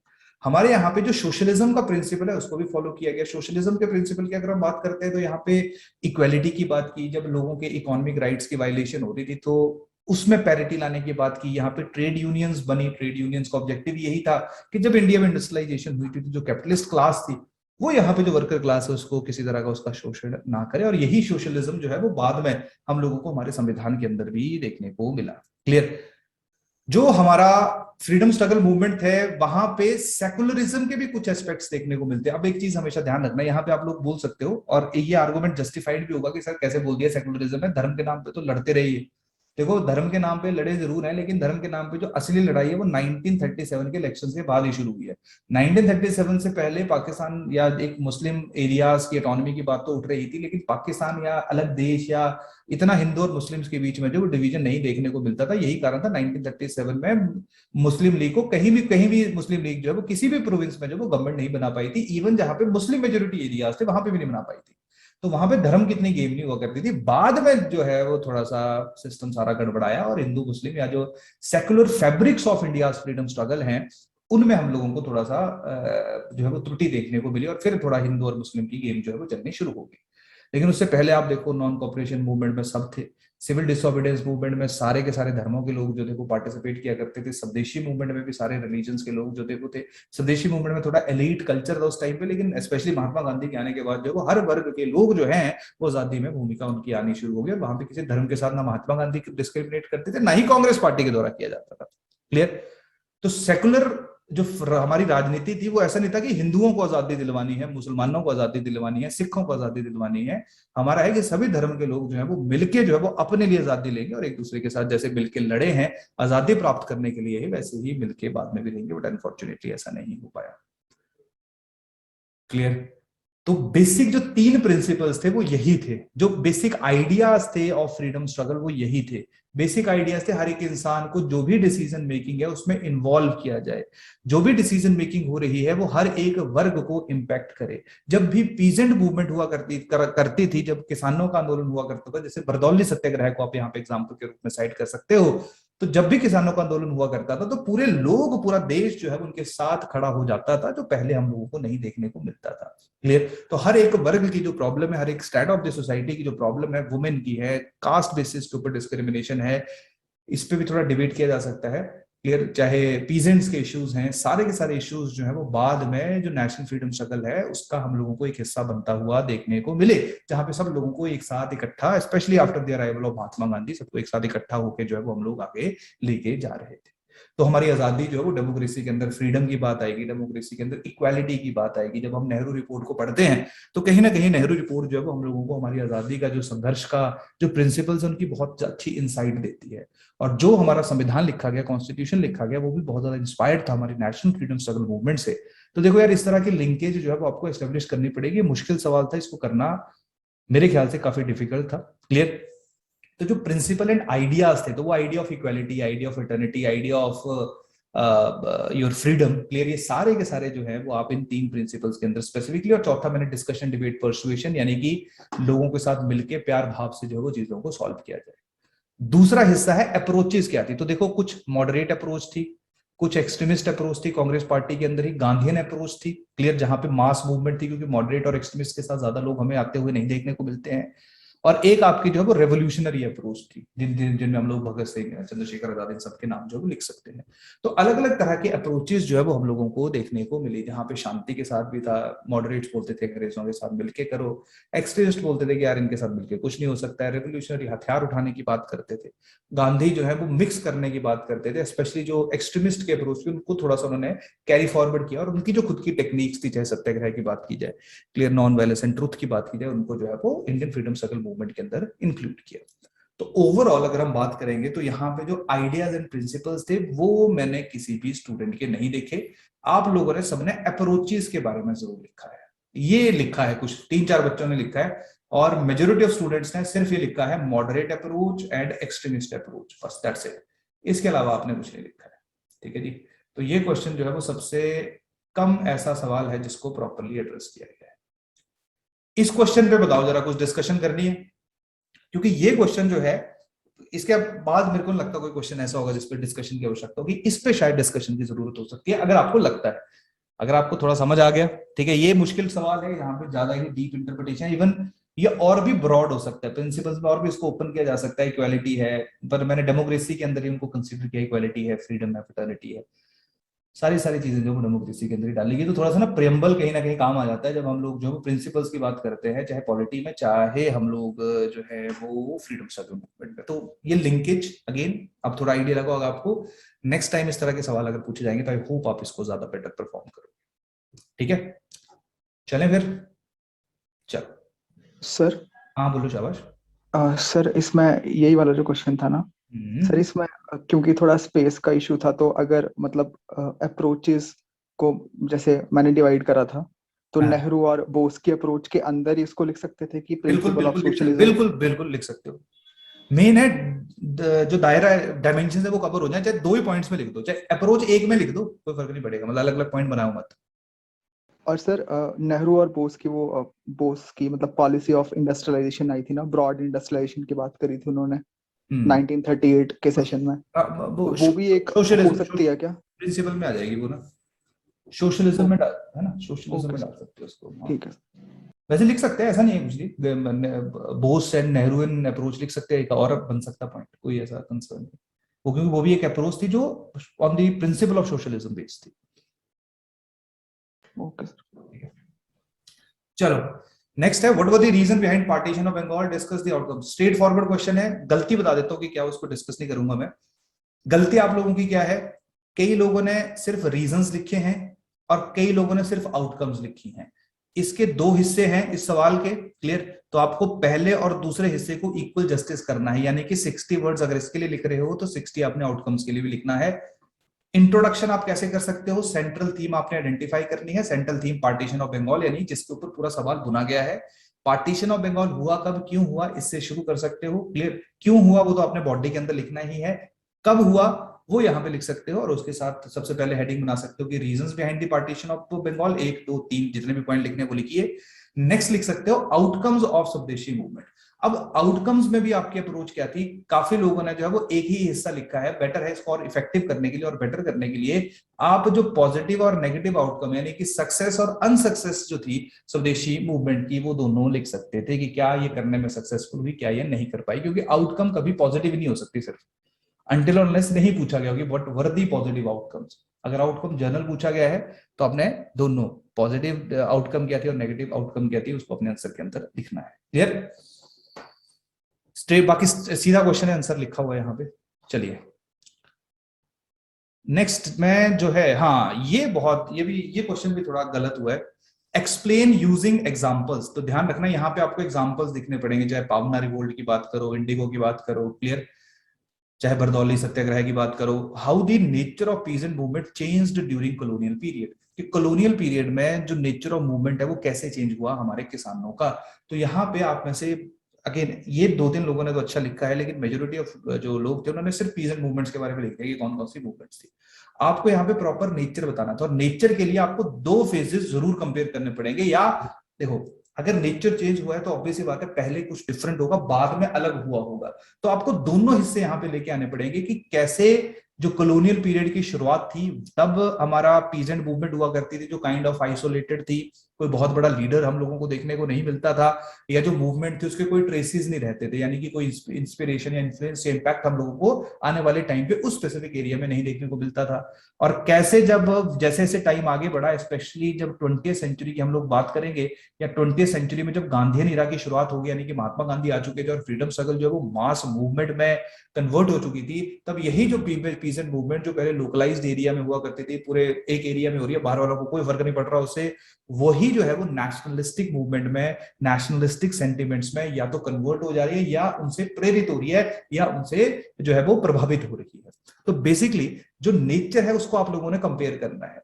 पहले अधिकारों वगैरह की जो है वो बहुत ज्यादा बात नहीं हुआ करती थी, धीरे धीरे जो है वो लोगों को पता लगना शुरू हो गया कि जो मेन कॉज है, पहले उनको लगता था यार सिर्फ हमसे टैक्स एक्स्ट्रा ले रहे हैं, क्लियर, कि टैक्स एक्स्ट्रा ले रहे हैं, तो वो रिवोल्ट करते थे कि यार टैक्स कम कर दो। लेकिन बाद में उनको पता लगा कि टैक्स जो है वो मेन जड़ नहीं है इस प्रॉब्लम की, इसकी मेन जड़ है कॉलोनियल रूल। तो कॉलोनियल रूल जो है वो जब तक इसको हम इसकी जड़ से नहीं उखाड़ के बाहर फेंकेंगे तब तक टैक्स वाली प्रॉब्लम तो सॉल्व नहीं होगी। तो बेसिकली जो नेचर है, लीडर्स जिसमें आ जाएंगे, कैसे एग्जीक्यूट हो रहा है, किस स्केल पे जा रहा है, क्या उसका ऑब्जेक्टिव है, ये सारा आपको 2 दायरों में जो वो कन्वर्ट करना है। तो 2 फेजेस में अगर आप इसको डिवाइड करते हैं कि पहले कैसा था और कैसे नेचर चेंज हुआ, तो आपका आंसर जो ज्यादा इंपैक्टफुल रहता। इसको थोड़ा सा आप लोग जरूर मॉडल आंसर को डिटेल में पढ़िएगा। ये बहुत कम बच्चे ऐसे हैं जिन्होंने स्पेसिफिक क्वेश्चन को प्रॉपर्ली एड्रेस किया है, ऐसा नहीं है, 2000 लोगों ने तो अच्छा किया है, अच्छा लिखा है, क्लियर? थक गया अब मैं भी। 12th क्या है, do you think that without the contribution of extremist Indian freedom struggle would have taken N all together different path, clear? तो यहाँ पे आपको दो हिस्सों में अपना आंसर जो है वो ब्रेक करना है, कि यहाँ पे बताना है आपको कि जो अगर एक्सट्रीमिस्ट का कंट्रीब्यूशन नहीं होता तो उससे क्या होता। तो आप अपने आंसर को कैसे भी लिख सकते हो, आप अपने आंसर को ये लिख सकते हो कि विदाउट एक्सट्रीमिस्ट, क्लियर, क्या होता, पहला पॉइंट, दूसरा पॉइंट, तीसरा पॉइंट, चौथा पॉइंट, और कंक्लूजन यहाँ पे मस्ट कर देना है। कंक्लूजन में आप लोग ये बता सकते हो कि जो एक्सट्रीमिस्ट है उनका इन जनरल हमारे देश के जो फ्रीडम स्ट्रगल मूवमेंट है उस पर क्या इंपैक्ट रहा है, क्लियर। या दूसरा आप क्या कर सकते हो उसका, कि इनका कंट्रीब्यूशन बता सकते हो कि क्या है, और दूसरा अगर वो कंट्रीब्यूशन नहीं होता तो हमारे देश में क्या स्थिति होती। तो दोनों तरीके से आप आंसर्स को लिख सकते हो, आपकी यहाँ पे डिस्क्रिप्शन है, आपकी यहाँ पे मर्जी है, क्योंकि दोनों से जो कंटेक्स्ट ऑफ द क्वेश्चन है वो कहीं ना कहीं एड्रेस हो रहा है। बस आपने ये बताना था कि जो main soul of the question थी वो यही थी कि अगर मान लो जो हमारे एक्सट्रीमिस्ट हैं अगर वो कंट्रीब्यूट नहीं करते तो हमारा जो फ्रीडम स्ट्रगल था वो शायद डिफरेंट चलता।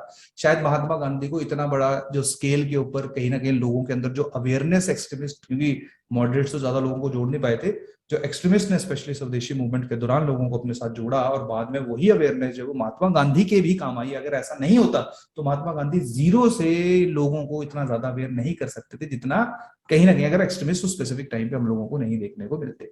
एक्सट्रीमिस्ट ने ब्रिटिश गवर्नमेंट को चेता दिया था कि हम लोग जो है वो आपकी बातों में आने वाले नहीं है, और जो ब्रिटिश गवर्नमेंट की पॉलिसीज थी उनको ओपनली एक्सपोज करना एक्सट्रीमिस्ट के द्वारा ही शुरू किया गया था, जिससे ज्यादा से ज्यादा अवेयरनेस बाद में फैली, और कहीं ना कहीं एक्सट्रीमिस्ट से ही हम लोगों को थोड़ा रेवोल्यूशनरी और कुछ महात्मा गांधी जो है वो भी इन्फ्लुएंस होते हुए देखने को मिले।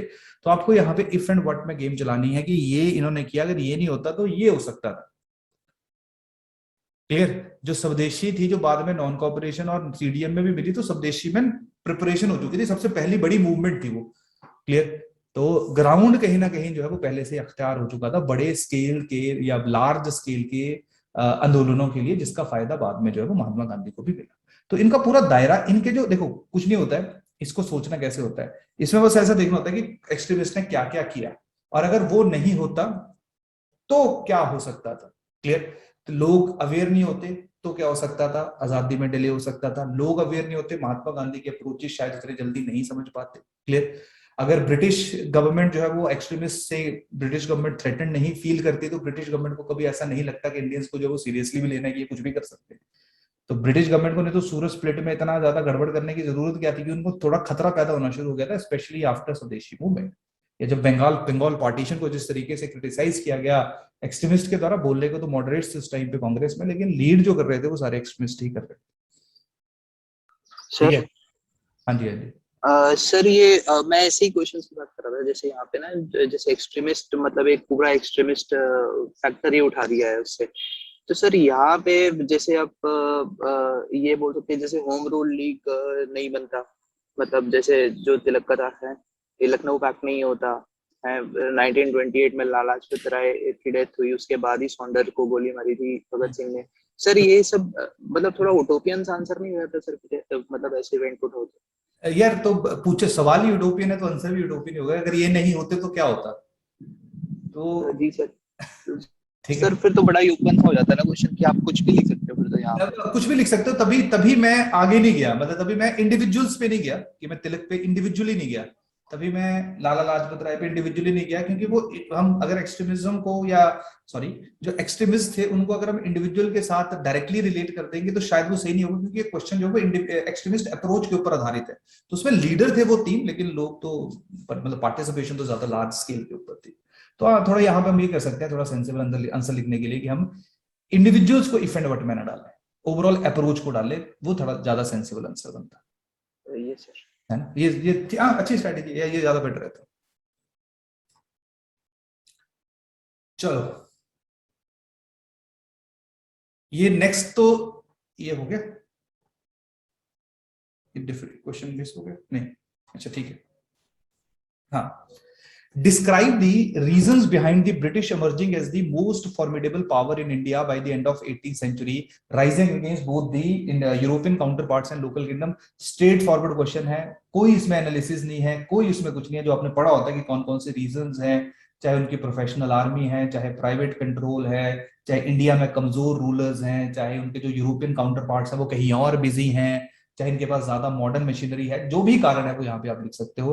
ये straight forward questions I don't think, और ये मैक्सिमम लोगों ने आप में से, मेरे को बहुत कम बच्चे मिले जिन्होंने इसको अच्छा नहीं लिखा था, ये परफेक्ट आंसर ऑलमोस्ट जो आप लोगों के द्वारा लिखा गया था। नेक्स्ट है, what were the key factors that led to Surat split in Indian National Congress at the beginning of 20th century. तो सूरत स्प्लिट के जो फैक्टर्स थे उनको आप लोगों ने यहाँ पे लिखना था। तो सूरत स्प्लिट के ना देखिए गलती यहाँ पे आप लोग क्या गलती करते हो बस वो मैं बता देता हूँ, बाकी इसको भी डिस्कस कर लेते हैं। आप लोगों की गलती क्या है कि आप सिर्फ 1907 जब सूरत स्प्लिट हुई तो आपका आंसर जो है वो सिर्फ उसी के दायरे में घूम रहा है कि 1907 में क्या क्या हुआ, लेकिन आपसे पूछा गया कि कौन कौन से फैक्टर्स जो थे वो उसके लिए रिस्पॉन्सिबल थे। तो उसके लिए फैक्टर्स जो थे वो चाहे आपके स्वदेशी मूवमेंट थी, क्योंकि एक्सट्रीमिस्ट और मॉडरेट्स के बीच में डिस्प्यूट तो पहले से होना शुरू हो गया था। स्वदेशी मूवमेंट लॉन्च तो कर दी थी under the pressure of extremist by the moderates, लेकिन वो उस तरीके से चला नहीं रहे थे जिस तरीके से एक्सट्रीमिस्ट चाहते थे। तो वहां से जो वो धीरे धीरे इनके बीच में जो द्वेष है वो पड़ना शुरू हो गया था। इसके साथ साथ जो कलकत्ता सेशन था वहां पे एक्सट्रीमिस्ट स्ट्रांगली चाहते थे कि एक्सट्रीमिस्ट को कांग्रेस का लीडर बनाया जाए, लेकिन दादा भाई नेहरू जी को बनाया गया। तो वहां पे थोड़ा और फ्यूल कर दिया गया और ज्यादा इनके बीच के जो सेंटिमेंट्स है वो जो है वो एक दूसरे के विपरीत हो गए। जो ब्रिटिश के द्वारा स्ट्रेटेजी अपनाई गई जहां पे उन्होंने मॉडरेट्स को जो है वो अकोमोडेट करना शुरू कर दिया और एक्सट्रीमिस्ट के खिलाफ हाई हैंडेडनेस जो है वो दिखाने शुरू कर दी, दोनों के बीच में डिवाइड एंड रूल की पॉलिसी अख्तियार कर दी, वो भी सूरत स्प्लिट का जो कहीं ना कहीं कारण बना। और उसके साथ जो सूरत सेशन के दौरान प्रॉपर वायलेंस हो रही थी जो आपके आंसर में देखने को मिल रहा था, वो एक वायलेंस हुई जिसके कारण अल्टीमेटली सूरत स्प्लिट हुआ। तो वो एक फैक्टर हो सकता है, वो मल्टीपल फैक्टर्स नहीं हो सकते हैं। तो ये भी आंसर जो है उसको थोड़ा सा चेंज किया गया है। तो अगेन थॉट प्रोसेस वही है कि थोड़ा पीछे लेके जाओ चीजों को कि क्या हो रहा है। यहाँ पे ये भी आ सकता है कि जो मॉडरेट्स हैं, मॉडरेट्स के ऊपर भी हम यहाँ पे एक चीज डाल सकते हैं कि मॉडरेट जो थे वो बहुत ही ज्यादा हम्बल थे टुवर्ड द ब्रिटिश। वो ब्रिटिश के ओपनली किसी भी तरह का क्रिटिसिज्म जो है वो नहीं किया करते थे, वो भी एक बहुत बड़ा कारण था। इसका कारण शायद ये भी था कि जो मासेस थे, जो लोग थे, उनको अंडरस्टैंड करने में मॉडरेट जो थे वो सक्षम नहीं थे, जिसको और एक्सट्रीमिस्ट जो थे उनको थोड़ा आइडिया लग गया था कि अगर ब्रिटिश गवर्नमेंट के खिलाफ प्रेशर क्रिएट करना चाहते हो तो उसके लिए जो है वो लोगों को इकट्ठा करना पड़ेगा। जो अगेन जो उनकी basic philosophy of carrying forward the movement थी, उसमें भी कहीं ना कहीं हमें डिस्प्यूट देखने को मिलता था। तो पॉइंट्स तो आप जितने मर्जी बना लो, बस आपने पीछे मुड़ के देखना है फिर अच्छे कि कौन कौन से रीजंस जो हैं वो थे। क्लियर? तो इन सारे फैक्टर्स में जो है या इन सारे के सारे फैक्टर्स को जो है वो अगर आप अपने आंसर के अंदर एकोमोडेट करोगे तो आई थिंक आपका आंसर जो है वो बेटर हो जाएगा। क्लियर? चाहे इनके बीच में वर्बल ड्यूअल था, यानी कि भाषा से एक दूसरे को ओपनली मतलब अनपार्लियामेंट्री लैंग्वेज जो यूज किया करते थे, क्लियर, एक दूसरे को बहुत ज्यादा क्रिटिसाइज किया करते थे, तभी अल्टीमेटली जो है वो वायलेंस हुई वहां पर, पुलिस को उठा के जो है एक्सट्रीमिस्ट को जेल में डालना पड़ा और उसके बाद की कहानी जो है आप लोगों को पता ही है। तो फैक्टर्स में थोड़ा कॉम्प्रिहेंसिव सोचिए, आप लोग जो है वो थोड़ा नैरो कर देते हैं चीज को, सिर्फ एक साल में 1907 ही सोच रहे हो, उससे पीछे सोचिए कि क्या क्या घटनाएं घटित हुई। तो इस क्वेश्चन को अप्रोच करते हुए जो बेसिक फ्लॉ था आपका वो ये था। डन? अब ये सवाल देख लीजिए, यहाँ पे जो 15 क्वेश्चन है, यहाँ पे इस क्वेश्चन इसको आंसर एक बार फिर चेक कर लेना क्योंकि इसको भी चेंज किया गया है। ये है describe the emergence of Gandhi ji as a mass leader during his stay in South Africa. तो पहला हिस्सा आपके क्वेश्चन का ये है, ध्यान रखो 20 नंबर का सवाल है तो दो हिस्सों में टूटा हुआ है ये।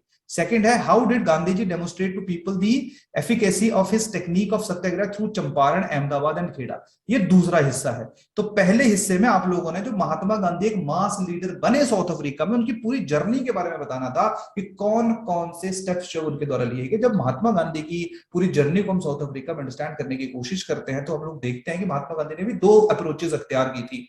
पहले मॉडरेट अप्रोच थी उनकी, फिर एक्सट्रीमिस्ट अप्रोच थी, और एक्सट्रीमिस्ट अप्रोच में उनकी जो प्रॉपर जो स्ट्रॉन्ग सत्याग्रह थे या सत्याग्रह जो उसको प्रॉपरली महात्मा गांधी के द्वारा जो वो यूज किया गया था। तो चाहे जो बिल्स थे या उनके द्वारा फार्म्स ओपन किए गए, जिसने धीरे धीरे जो उनको एक्नॉलेज किया, बोयर वॉर में जो उनका कॉन्ट्रीब्यूशन था जहां पे ब्रिटिश मीडिया ने उनको बहुत ज्यादा जो है वो उनको प्रेज किया, क्लियर, और उसके साथ साथ जब उन्होंने काफी बिल्स को वापस करने में हेल्प कर दी तो वो वहां तो पॉपुलर हुए, इंटरनेशनल मीडिया में पॉपुलर तो हुए, उसके साथ साथ वो हिंदुस्तान में इंडिया आने से पहले ही पॉपुलर हो चुके थे। तो वो एक लीडर के रूप में उनको हिंदुस्तान में आके काम करना थोड़ा सा आसान था, क्योंकि सबको पता था कि यार इसने 20 साल 15-20 साल वहां पे रह के जो है वो उसी कॉलोनियल पावर के छक्के छुड़ा दिए थे जो हमारे ऊपर कहीं ना कहीं जो है वो रूल कर रही है। तो आपको वो प्रॉपर जो मास लीडर क्यों बने, मतलब फैक्ट्स के साथ साथ वो मास लीडर क्यों बने, कैसे लोगों में एक्सेप्टेंस उनकी आई, वो सारे एस्पेक्ट्स जो वो यहाँ पे कवर करने पड़ेंगे। चाहे उनका जो formation of Indian Natal Organisation है, फिनिक्स सेटलमेंट है, टॉल्स्टाई फार्म है, एशियाटिक रजिस्ट्रेशन बिल की क्रिटिसिज्म है, ये सारे के सारे जो एस्पेक्ट्स है वो आपके आंसर के अंदर आने चाहिए। बहुत कम बच्चों ने इतना इंपैक्टफुल आंसर जो है उसके ऊपर लिखा हुआ है। तो पहला हिस्सा जिसपे आप 50% टाइम डिवोट करोगे। दूसरे हिस्से में जो आपने गलतियां की मैं वो बताता हूं। How did Mahatma Gandhi demonstrate to the people the efficacy of his techniques of satyagraha. तो हमें पता है सत्याग्रह में उसकी नॉन वायलेंस जो है और जो ट्रुथ है, क्लियर, ये सारी की सारी चीजें जब उनके सत्याग्रह का हिस्सा मानी जाती थी। फास्टिंग है, क्लियर, और भी अलग अलग एस्पेक्ट जब हम इसके अंदर कंसीडर कर सकते हैं। बेसिक कंसेप्ट में दो ही चीजें आती है, ट्रुथ एंड नॉन वायलेंस। अब यहाँ पे आप लोगों ने क्या किया, यहाँ पे आपने बस ये बताया कि भाई सत्याग्रह किया इन्होंने चंपारण में, अहमदाबाद में और खेड़ा में, क्लियर, लेकिन वहां पे ये नहीं बताया कि इनकी जो टेक्निक्स थी वो कैसे इफेक्टिव हुई। आपने बस वो बताया कि चंपारण क्यों हुआ, पर वो जो हुआ और उसके बाद वो जो सत्याग्रह सक्सेसफुल हुआ उसका क्या जो है वो पॉजिटिव इम्पैक्ट था, या कैसे हमें पता चला कि जहां पे वो पहले तो मान ही नहीं रहे थे, अहमदाबाद में भी जो मिल ओनर्स थे कि नहीं हम काम करेंगे, लेकिन जब उन्होंने फास्टिंग करनी शुरू की तो स्पेसिफिक टाइम पे जब उनको मजबूरन उनकी बात माननी पड़ी, क्लियर। चंपारण में नहीं मान रहे थे पहले टैक्सेस के ऊपर, लेकिन बाद में मान गई, क्लियर। ये तीन कथीय सिस्टम जो भी स्पेसिफिक टाइम पे चल रहा था। तो आपको एफिकेसी जो इफेक्टिवनेस है, ये तो लिखना ही है कि क्या हुआ और कैसे वो सक्सेसफुल हुए, लेकिन उसके साथ साथ ये भी जरूर कंक्लूड करना है कि महात्मा गांधी जो है उनकी जो टेक्निक्स थी वो अलग अलग टेक्निक्स, कई जगह पे एजिटेशन करने की जरूरत नहीं पड़ी, कई जगहों पे फास्टिंग करने की आवश्यकता पड़ी, कई जगहों पे नहीं पड़ी। तो कैसे उनकी अलग अलग टेक्निक्स जो है वो हम लोगों को अलग अलग मूवमेंट्स में या अलग अलग मूवमेंट्स में हम लोगों को जो है वो उनकी सक्सेस होती हुई देखने को मिली, क्लियर। तो ये आंसर जो है वो आपका थोड़ा सा इसको देख लेना, क्योंकि सेकंड वाला पार्ट जो है वो बहुत कम स्टूडेंट्स ने एड्रेस किया है, सबने जो है वो स्ट्रेट फॉरवर्ड आंसर लिखे हैं। तो थोड़ा सा कोशिश करिए जो आपका आंसर है नन, उसको और ज्यादा इफेक्टिवनेस लेके आने के लिए।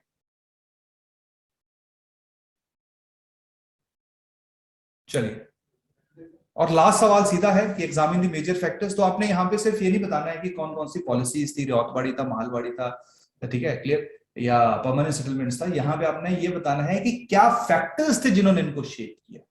तो आप लोगों ने क्या किया हुआ है, आप लोगों ने सिर्फ इनके बारे में बताया कि ये हैं क्या, लेकिन क्यों परमानेंट सेटलमेंट जो है वो आपको पंजाब में नहीं देखने को मिलती है, क्यों पंजाब तो परमानेंट सेटलमेंट जो है वो आपको बंगाल में ही देखने को मिलती है ना, क्या क्यों रियातवाड़ी सिस्टम जो है वो आपको जो है वो हम लोगों को सेंट्रल वाले पोर्शन में देखने को मिलता है। तो यहाँ पे जो फैक्टर्स थे वो मिसिंग थे। अगेन यहाँ ये स्ट्रेट फॉरवर्ड क्वेश्चंस है, यहाँ पे सिर्फ थोड़ा सा आपको शेप देनी थी। कोई यहाँ पे बड़ा ज्यादा कैलकुलेशन नहीं है कि यहाँ पे कोई इंटरप्रिटेशन इन्वॉल्व है, यहाँ पे हमने कोई बड़ा गहराई में लिखना है। स्ट्रेट सीधी चीजें हैं, इम्पैक्ट हमने असेस करने हैं, पॉजिटिव और नेगेटिव इम्पैक्ट क्या थे। पॉजिटिव इम्पैक्ट बहुत ज्यादा नहीं थे, नेगेटिव इम्पैक्ट ही हम लोगों को इनके रेवेन्यू सिस्टम का देखने को मिलता है। तो इम्पैक्ट्स में जो है वो अगर आप नेगेटिव भी लिखोगे तब भी कोई आपको खामियाजा नहीं भुगतना पड़ेगा। तो ये सारे के सारे जो आंसर्स हैं, ये सारे के सारे जो क्वेश्चन है, बाकी एक बार इनको जरूर जो है वो रीड करिएगा मॉडल आंसर्स को डिस्कशन के बाद, क्लियर। आई होप आप लोगों के लिए थोड़ा सा एक डिफरेंट इनसाइट जो आप लोगों को देखने को मिलेगी, क्लियर। तो ये थी हमारी आज की डिस्कशन।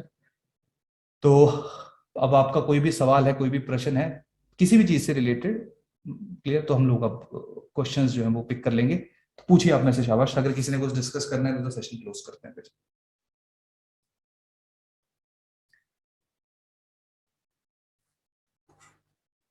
चलिए चलिए ठीक है, फिर इस सेशन को जो है वो अपलोड भी कर दिया जाएगा, क्लियर। तो अगर आपने फिर से कुछ क्वेश्चंस के डिस्कशन को एक बार देखना है तो आप लोग वहां से इनको देख सकते हो। तो ठीक है, फिर आई होप आपका परसों टेस्ट है, पॉलिटी का टेस्ट है, तो आप उसमें होपफुली थोड़ा इंप्रूव करोगे, बेटर करोगे, क्योंकि अब हमें आइडिया लग जाएगा कि कहाँ पे आपने इंप्रूवमेंट किया, कहाँ पे नहीं किया है। कुछ जो बेसिक छोटी मोटी बातें थी वो आई होप आप लोगों को समझ आई होगी, वो मैंने आप लोगों के साथ डिस्कस भी की है। तो चलिए मिलते हैं फिर। पॉलिटी का भी कोशिश करूंगा मैं इसी तरीके से एक सेशन कर लूं, ताकि कुछ ऐसे सवाल हैं जहाँ पे आपके थॉट्स रहते हैं कि अच्छा ये सही है, ये गलत है, अगर वो एड्रेस हो जाए तो फ्यूचर में आप लोगों को एक जो है वो गाइडेंस मिल जाते हैं कि उनको करना चाहिए या नहीं करना चाहिए। चलिए ठीक है, फिर मिलते हैं नेक्स्ट टाइम, तब तक के लिए थैंक यू।